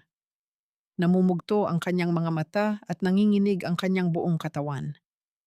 Bago pa man makapagsalita si Sol, bumagsak ang mga tuhod ni Beatrice sa malamig na sahig, yumuyugyog ang mga balikat sa matinding pag-iyak. Patawad, Sol, patawarin mo ako. Humihikbing makaawa ni Beatrice, nakayuko at hindi makatingin ng diretso. Inutusan ako ni Doña Veronica na bantayan ang bawat galaw mo at nakawin ang telepono mo. Wala akong laban. Ilang taon na ang nakararaan, nagkasakit ng malubha ang asawa ng anak ko. Sa sobrang desperasyon, nangupit ang anak ko ng pera mula sa kumpanya. Nalaman ito ni Veronica, ngunit sa halip na ipakulong, ginamit niya itong panakot upang gawin akong espiya. Buhay at kalayaan ng anak ko ang hawak niya. Tiningnan ni Sol ang matandang babaeng nakaluhod sa kanyang harapan. Naisip niya kung gaano karaming buhay ang sinira ng pamilyang ito gamit ang baluktot na kultura ng utang na loob. Lumapit si Sol, hindi upang manigaw o magalit, kundi upang alalayan si Beatrice na tumayo. Hindi utang na loob ang tawag sa pagbenta ng iyong kaluluwa, Beatrice. Isa itong tanikala, malumanay, ngunit matatag na wika ni Sol. Tulungan mo akong ilabas ang katotohanan bukas. Pagkatapos nito, tutulungan ko ang anak mo na sumuko ng maayos at kumuha ng abogadong magtatanggol sa kanya. Mas mabuting harapin ang batas kaysa habang buhay na maging alipin ng isang demonyo. Naiyak ng mas malakas si Beatrice at mahigpit na niyakap si Sol. Isang yakap ng pasasalamat mula sa isang taong sa wakas ay nakakita ng liwanag. Mula sa ibaba ng mansyon, umalingaw-ngaw ang isang matining at galit na boses. Mabilis na lumabas si Sol upang silipin ang nangyayari sa malaking bulwagan. Nakatayo si Paloma sa gitna ng sala, magulo ang buhok at basa ng luha ang pisngi. Nakaharap siya kay Doña Veronica na nakatayo ng tuwid, suot ang kanyang malamig at mapagmataas na mukha. Ibinigay ko na sa iyo ang lahat ng gusto mo. Sigaw ni Paloma, ang boses ay nababasag sa matinding hinanakit. Sinira ko si Sol. Itinago ko ang nanay niya. Ginawa ko ang lahat ng maruruming trabaho mo dahil gusto ko lang namang tawagin mo akong anak. Gusto ko lang maramdamang may ina ako. Isang malakas at malutong na sampal ang dumapo sa pisngi ni Paloma. Napaatras ang abogada, nakahawak sa kanyang namumulang mukha. Huwag mo akong matawag-tawag na ina. Nang gigigil na tugon ni Veronica, ang kanyang mga mata ay walang kahit anong bakas ng pagmamahal. Isa kang pagkakamali na matagal ko nang itinapon. Isang dumi mula sa nakaraan bago pa ako naging isang Alcantara. Ginawa mo ang mga inutos ko dahil kailangan mo ako, hindi dahil kailangan kita. Ngayon, lumayas ka sa pamamahay ko bago pa kita ipakinaladkad sa mga gwardiya. Bumagsak sa sahig si Paloma. Tuluyan nang nadurog ang ilusyon ng pamilya na matagal niyang pinanghawakan. Tumalikod si Veronica at naglakad paakyat ng hagdan na tila walang nangyari. Dahan-dahang bumaba si Sol at lumapit sa nakadupang si Paloma. Walang bahid ng panunumbat sa kanyang mga mata. Kinuha ni Sol ang isang baso ng tubig mula sa mesa at inilapag ito sa harap ng abogada. Pagkatapos, pinulot niya ang nahulog na hair clip ni Paloma mula sa sahig at maingat na inipit ito sa magulong buhok ng babaeng nagtangkang sumira sa kanyang buhay. Nandito ang lahat ng ebidensya laban sa kanya, mahinang wika ni Sol. Nasa iyo na ang desisyon, Paloma. Gusto mo bang maging malaya at ipaglaban ang sarili mo bukas? O mananatili kang alipin ng isang ilusyon? Walang naging sagot si Paloma, ngunit ang kanyang mga kamay na nakakuyom sa sahig ay nagsimulang manginig sa isang bagong pag-asa. Nang maghapon, palihim na nagkita sina Sol at Dr. Elias sa silid ng dalaga. Dinala ni Elias ang mga medical records at ang orihinal na kopya ng DNA test na nakatago pala sa system ng ospital, isang bagay na hindi nabura ng mga tauhan ni Veronica. Inilatag nila ito sa ibabaw ng mesa, kasama ng lumang ledger ng kwenta at ang sunog na telang pambinyag. Habang nanginginig ang mga kamay ni Sol sa pag-aayos ng mga papeles, inabot ni Elias ang kanyang palad at pinisil ito ng marahan. Matatapos din ito, Sol. Nandito lang ako. Sabay nating tatapusin ang laban na ito, bulong ng doktor.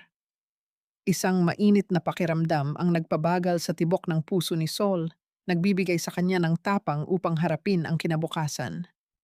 Ngunit habang naghahanda ang pangkat ni Saul para sa paghahanap ng katarungan, isa pang patibong ang patuloy na hinahabi sa dilim. Sa kabilang panig ng mansyon, malapit sa kusina, tahimik na naglalakad ang 10 taong gulang na si Nicholas upang kumuha ng maiinom. Nang malapit na siya sa pintuan ng kusina, napatigil siya. Sa likod ng makapal na kurtina, narinig niya ang nag-uusap na boses ng kanyang Lola Veronica at ng pangunahing kasambahay na si Manang Rosa.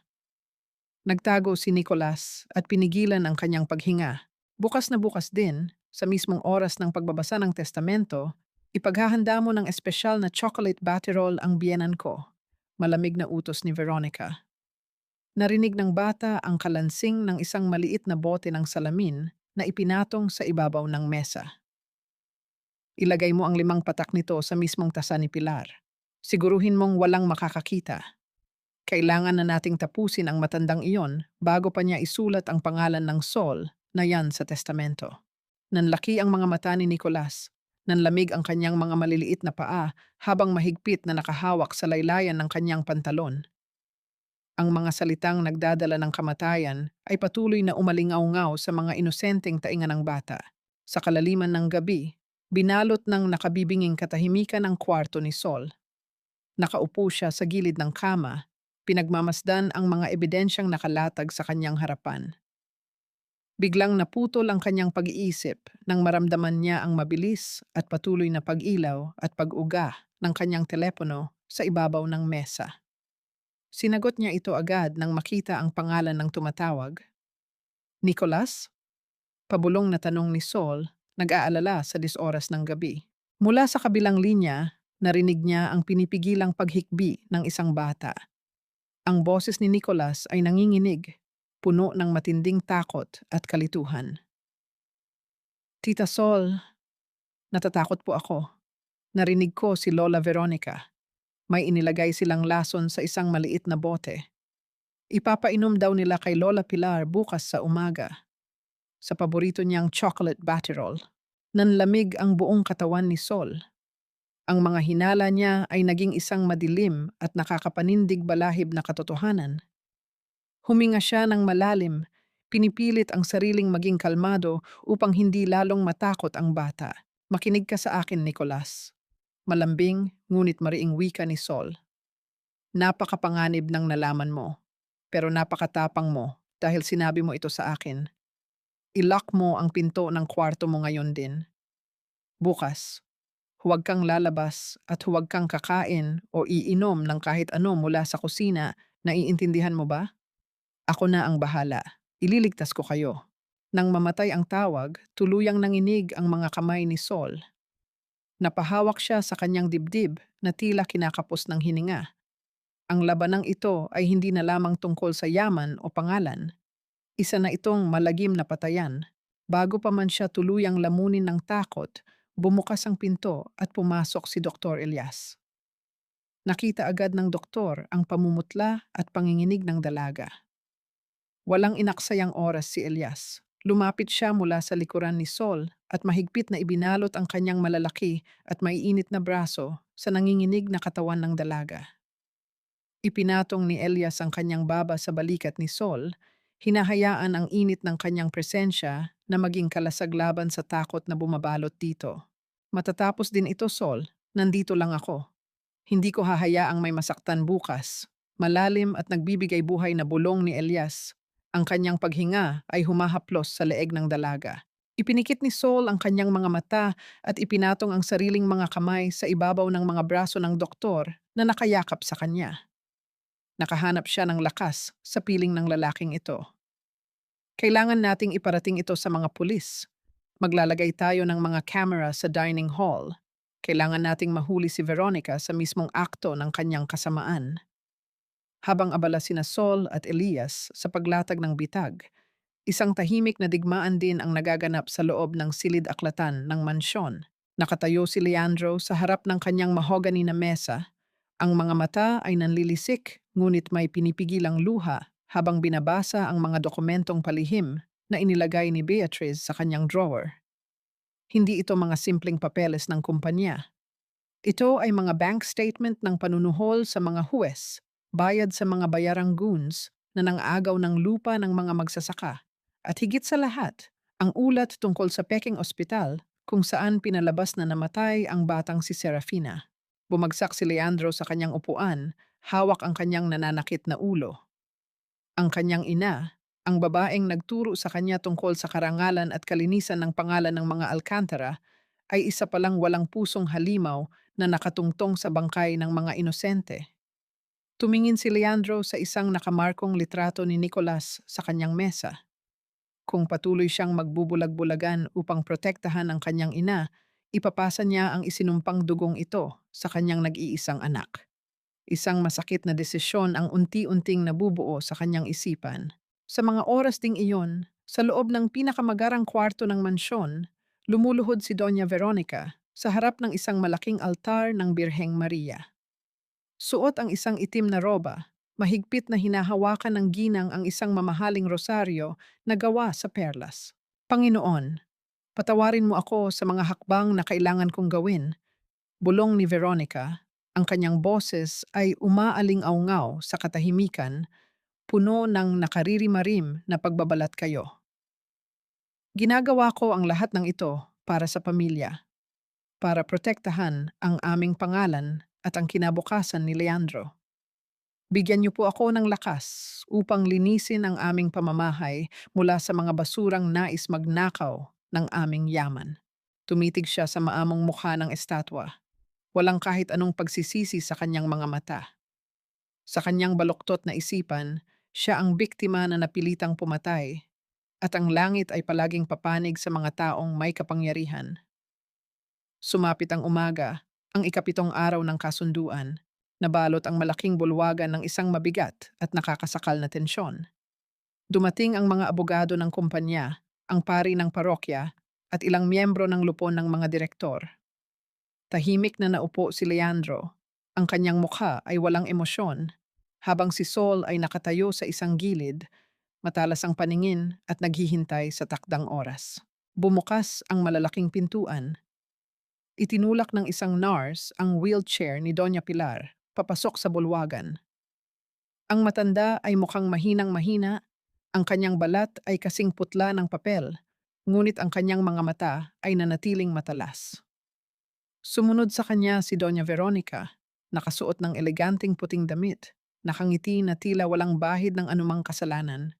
Mula sa kusina, lumabas si Manang Rosa, ang matandang kasambahay. Ang kanyang mga kamay ay bahagyang nanginginig habang may bitbit na isang pilak na bandehado. Sa ibabaw nito ay isang marangyang porselanang tasa. Inilapag ng kasambahay ang tasa sa mismong harapan ni Doña Pilar.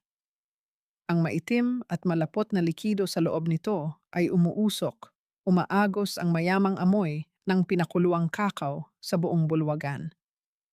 Ang matamis ngunit nakamamatay na halimuyak ng chocolate batirol. Ang bawat pag-ikot ng bentilador sa kisame at bawat paghinga ng mga panauhin ay tila binibilang sa loob ng malaking bulwagan. Nakaupo sa isang mahabang mesa ang mga formal na abogado ng pamilya, ang kura paroko, at ang mga matataas na miyembro ng lupon ng mga direktor. Sa isang madilim na sulok, nagkukunwaring nagbabasa ng mensahe si Tia Meding, ngunit ang totoo ay nakatutok ang lens ng kanyang telepono sa buong kaganapan. Palihim na ipinapalabas ng live sa libu-libong naghihintay na manonood. Nakangiting lumapit si Doña Veronica sa upuan ni Doña Pilar. Ang kanyang puting kasuotan ay sumisimbolo ng kapayapaan at kalinisan, isang nakasusuyang kabaligtaran ng itim na budhing nagkukubli sa kanyang pagkatao.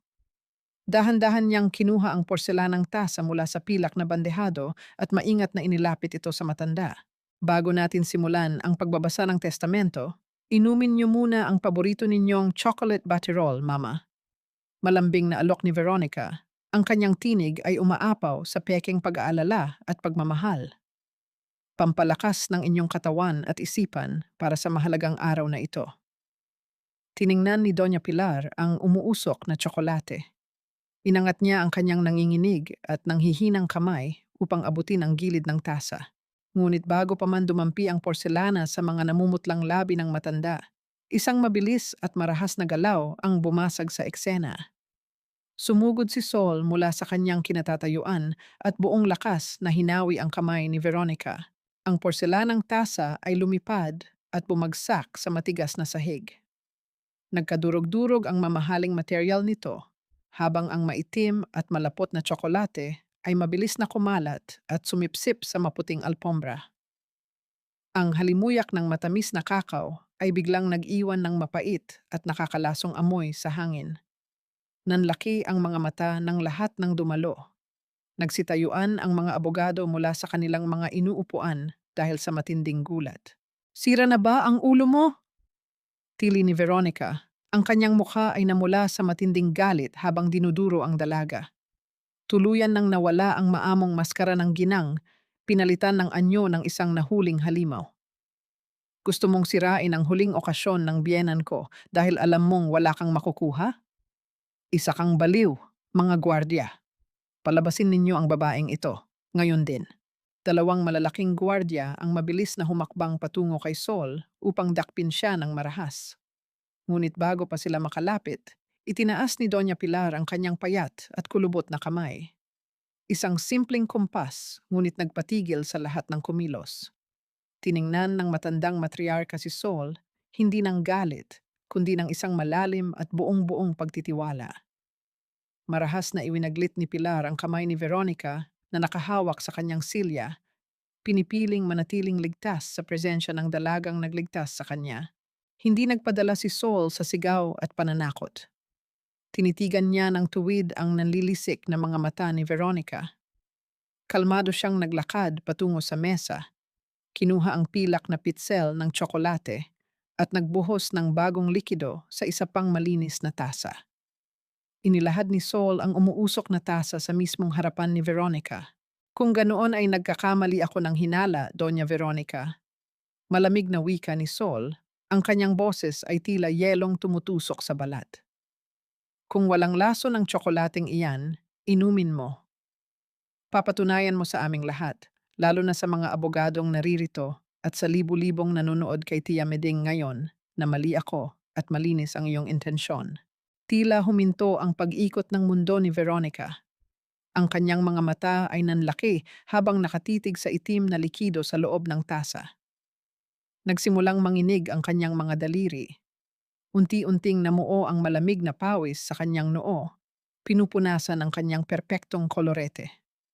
Umatras siya ng isang hakbang, pilit iniiwas ang tingin sa inaalok na inumin na siya mismo ang naghanda para pumatay. "This is absurd!" Garalgal na sigaw ng ginang, pilit itinatago ang matinding kaba at panginginig ng kanyang mga tuhod. "Hindi ako iinom ng kahit anong inihanda mula sa kusina na pinakialaman ng isang basurang tulad mo. Isa itong patibong upang lasunin ako. Hindi ako ang pumasok sa kusina kaninang madaling araw para patakan ng pampatigil ng puso ang pitsel na ito, Veronica." Mabilis na sagot ni Saul, walang iniiwang puwang para makahinga ang kalaban. "At hindi rin ako ang may dalang maliit na bote ng lason na itinago mo sa loob ng iyong bulsa." Napakapa si Veronica sa gilid ng kanyang magarbong damit. Isang walang malay na reaksyon dahil sa pagkataranta na tila kinukumpirma ang malagim na paratang ni Saul. Bago pa man makapagsalita muli ang ginang upang gumawa ng panibagong kasinungalingan at ipagtanggol ang kanyang sarili, bumukas ng malawak ang mga dambuhalang pintuan ng bulwagan. Pumasok ang pangkat ng mga unipormadong pulis na pinangunahan ni Dr. Elias, kasama ang mga investigador at isang espesyalista sa mga lason at kemikal. Matigas at seryoso ang kanilang mga mukha habang dire-diretsyong naglalakad patungo sa hapag. Ang mga mabibigat na yabag ng kanilang mga itim na sapatos sa marmol na sahig ay umaalingaw-ngaw sa buong silid, nagdadala ng pinal na hatol na hindi na kailanman matatakasan ng pamamahay na iyon. Ang walang humpay na pagmartsa ng katarungan na tuluyang yayanig sa imperyo ng mga Alcantara. Mabilis na kumilos ang espesyalista mula sa pangkat ng mga pulis. Isinuot nito ang puting guwantes at kumuha ng sample mula sa natapong tsokolate sa alpombra. Kasabay nito, Dalawang babaeng opisyal ang lumapit kay Doña Veronica upang kapkapan ang ginang na ngayon ay nanigas sa matinding sindak. Mula sa malalim na bulsa ng kanyang eleganteng puting kasuotan, nakuha ang isang maliit na bote ng salamin na naglalaman ng malinaw na likido. Walang maitagong takot sa mukha ng mga abogado at miyembro ng board nang kumpirmahin ng espesyalista na ang natapong inumin ay nagtataglay ng nakamamatay na kemikal na nagpapahinto sa tibok ng puso. This is a setup. Matinis na tili ni Veronica, pilit nagpupumiglas mula sa pagkakahawak ng mga pulis. Ang kanyang perpektong ayos ng buhok ay nagsimulang gumulo. Ang kanyang mukha ay pumangit sa labis na desperasyon. Plinano nilang lahat ito. Pinalitan nila ang bote sa bulsa ko. Ngunit hindi tumigil si Saul sa pagpapabagsak sa imperyo ng kasinungalingan ng ginang. Humakbang siya sa gitna ng bulwagan.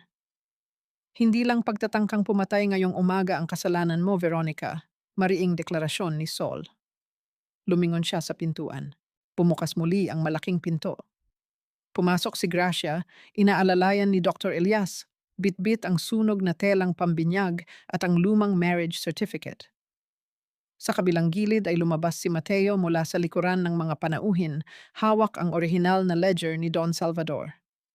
At mula sa mismong hanay ng mga abogado, humakbang pasulong si Paloma, ang mukha ay basag sa luha ngunit may matibay na paninindigan. Sinimulan ni Gracia ang paglalahad ng katotohanan. Ikinuwento ng matandang komadrona kung paano ipinag-utos ni Veronica ang pagsunog sa kapilya 32 taon na ang nakararaan upang patayin si Teresa de los Santos. Sumunod si Paloma, inamin sa buong bulwagan at sa libu-libong nanonood sa livestream ni Tia Meding na siya ang tunay na anak ni Veronica sa labas na inabandona at siya rin ang inutusan nitong bayaran upang palitan ang resulta ng DNA test ni Saul. Sa bawat salitang binibitawan ng mga saksi, tila unti-unting tinatanggalan ng balat si Veronica sa harap ng publiko.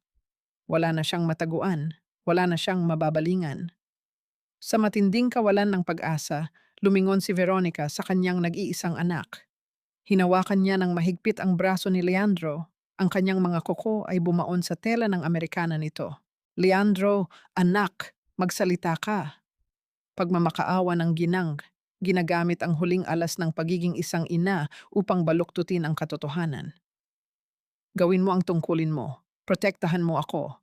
Lahat ng ginawa ko mula noon hanggang ngayon ay para sa pamilya, para sa iyo, para maprotektahan ang pamana natin laban sa mga patay gutom na yan. I built this empire for you and Nicholas.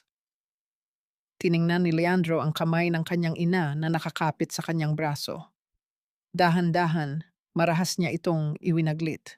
Kinuha ni Leandro ang isang makapal na brown envelope at ibinagsak ito sa ibabaw ng mesa. Nagkalat ang mga bank statements, patunay ng panunuhol at money laundering na matagal na palang itinatago ng kanyang ina. Hindi para sa akin, ma. Basag ngunit matigas na wika ni Leandro.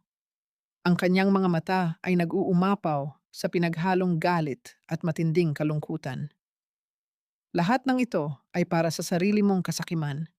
Ginamit mo ang salitang pamilya para pagtakpan ang pagiging halimaw mo. Ginawa mo akong duwag na ama sa sarili kong anak, ngunit hindi na ngayon. Lumingon si Leandro sa hepe ng pulisya. Gusto kong magbigay ng formal na salaysay. Ako na mismo ang magpapakulong sa ina ko. Isang nakakabinging katahimikan ang bumalot sa buong silid. Hindi makapaniwala si Veronica sa kanyang narinig. Ang anak na buong buhay niyang kinontrol at ginamit bilang pananggalang ay siya mismong nagbaon sa kanya sa hukay. Napasigaw si Veronica, isang nakaririmarim at baliw na sigaw habang pilit siyang kinakaladkad ng mga pulis. Ang malamig na tunog ng bakal na pumulupot at naglock sa kanyang mga pulso ay naghudyat ng tuluyang pagwawakas ng kanyang pagkahari. Habang inilalabas ang nagwawalang ginang, nakatayo lamang si Saul. Wala siyang naramdamang tuwa o tagumpay, kundi isang malalim na awa sa isang taong sinira ang sariling kaluluwa para sa yamang hindi naman madadala sa kabilang buhay. Ang hustisya ay nakamit, ngunit ang mga sugat na iniwan nito ay mananatiling peklat sa kanilang lahat. Sa isang sulok ng bulwagan, Lumuhod si Leandro sa harap ng nanginginig at umiiyak na si Nicolas. Niyakap ng ama ang kanyang anak ng napakahigpit, ibinabaon ang mukha sa balikat ng bata habang humihingi ng tawad. Ipinangako niya na mula sa araw na iyon, isang tunay at matapang na ama na ang magpoprotekta rito. Nang tuluyang humupa ang gulo at tuluyan nang nadala si Veronica sa presinto, muling nabaling ang atensyon ng lahat sa unahan ng bulwagan. Napaubo si Doña Pilar. Ang kanyang paghinga ay mabigat, ngunit ang kanyang mga mata ay malinaw na malinaw. Inabot niya ang kamay ng kanyang pinagkakatiwalaang abogado. Ang testamento, mahina ngunit autoritatibong utos ng matandang matriarka. Ibigay ninyo sa akin ang blankong testamento at isang panulat. Ang mabigat at naghihintay na tunog ng gintong pluma na handa nang gumuhit sa pahina ng kasaysayan. Natahimik ang lahat habang pinagmamasdan ang panginginig ng kamay ni Doña Pilar. Ang gintong pluma ay dahan-dahang gumuhit sa makapal na papel ng testamento. Sa bawat letra, tila isinusulat muli ng matanda ang kasaysayan ng kanilang angkan na matagal nang nabahiran ng dugo at kasakiman. Nang matapos siya, inabot ni Pilar ang papel sa pangunahing abogado ng pamilya. Binasa ito ng abogado ng malakas. Ang boses ay umaalingaw-ngaw sa malawak at malamig na bulwagan. Ibinibigay ko ang kabuuan ng aking kapangyarihan, ang pamumuno sa Alcantara Holdings, at ang pagmamay-ari ng mansyong ito sa aking kaisa-isang tunay na apong babae, kay Soledad Serafina de los Santos Alcantara. Isang mabigat na buntong hininga ang kumawala sa mga panauhin. Nakuha na ni Sol ang lahat. Ang babaeng pumasok sa mansyong ito na tinawag na patay gutom, scammer at basura ay siya na ngayon ang nag-iisang reyna ng pinakamalaking imperyo sa probinsya ng Negros. Wala nang makakapigil sa kanya kung naisin man niyang ipaghiganti ang lahat ng pang-aaping dinanas niya. Ngunit sa halip ng umiti o magdiwang, lumapit si Sol sa mahabang mesa. Tiningnan niya ang dokumentong naglalaman ng kanyang bagong pangalan. Dahan-dahan, umiling siya. Hindi ko tatanggapin ang testamentong ito sa kasalukuyang anyo nito. Matatag na idineklara ni Sol. Naguluhan ang mga abogado. Kumunot ang noo ni Doña Pilar. Bakit, apo? Sa iyo ang lahat ng ito. Ito ang karapatan mo bilang isang Alcantara. Tinitigan ni Sol ang matanda. Ang kanyang mga mata ay nagpapahayag ng isang malalim at wagas na pagkaunawa sa tunay na halaga ng buhay. Dahil nakita ko kung paano pinatay ng kapangyarihan at yaman ang kaluluwa ng pamilyang ito, Doña Pilar. Namatay ang nanay ko dahil sa sakim na pag-aangkin. Naging halimaw si Veronica dahil sa takot na mawalan ng pwesto. Naging duwag si Leandro dahil sa tanikala ng pera. Hindi ako magiging tagapag-ingat ng isang isinumpang yaman. Itinuro ni Sol ang mga papeles na nagkalat sa mesa. Gusto kong baguhin ang nilalaman. Una, ibabalik natin ang mga lupang inagaw ni Veronica sa mga magsasaka, gaya ng orihinal na plano ng lolo kong si Don Salvador. Pangalawa, lahat ng pondo ng Relief Foundation ay bubuksan sa publiko para sa isang malinaw at malinis na investigasyon. Huminga ng malalim si Sol at iginala ang kanyang paningin sa mga naglalakihang pader at maluhong kagamitan ng mansyon. At ang mansyong ito, hindi na ito magiging isang pribadong palasyo na nagtatago ng mga malalagim na sikreto.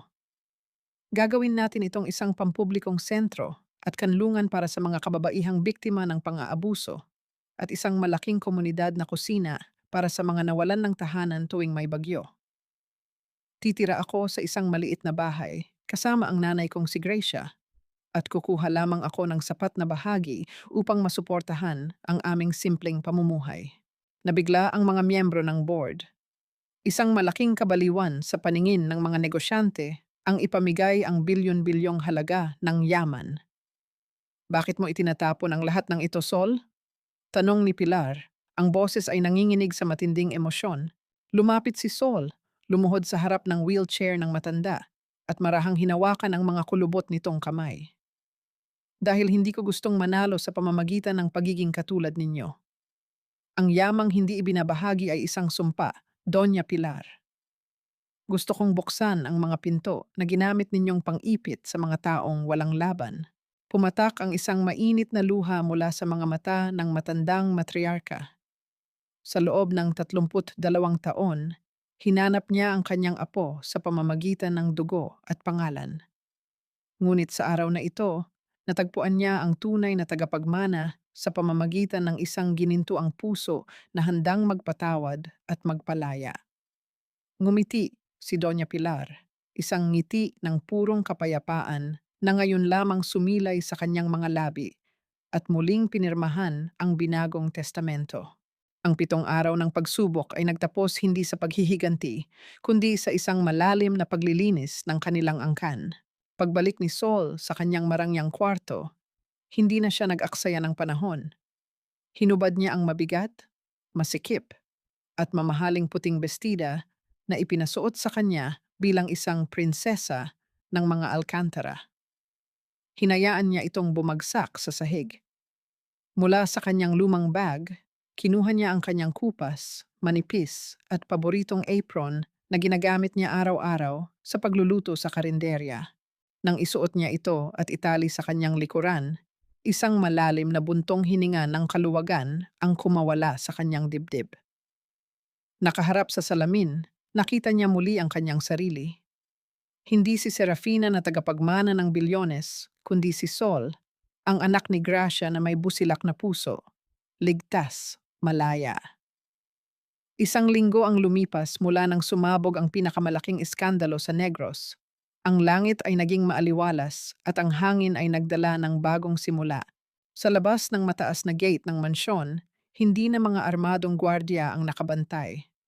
Isang mahabang linya ng mga karaniwang tao, mga magsasaka, at mga nawalan ng trabaho ang naghihintay ng may pag-asa sa kanilang mga mata.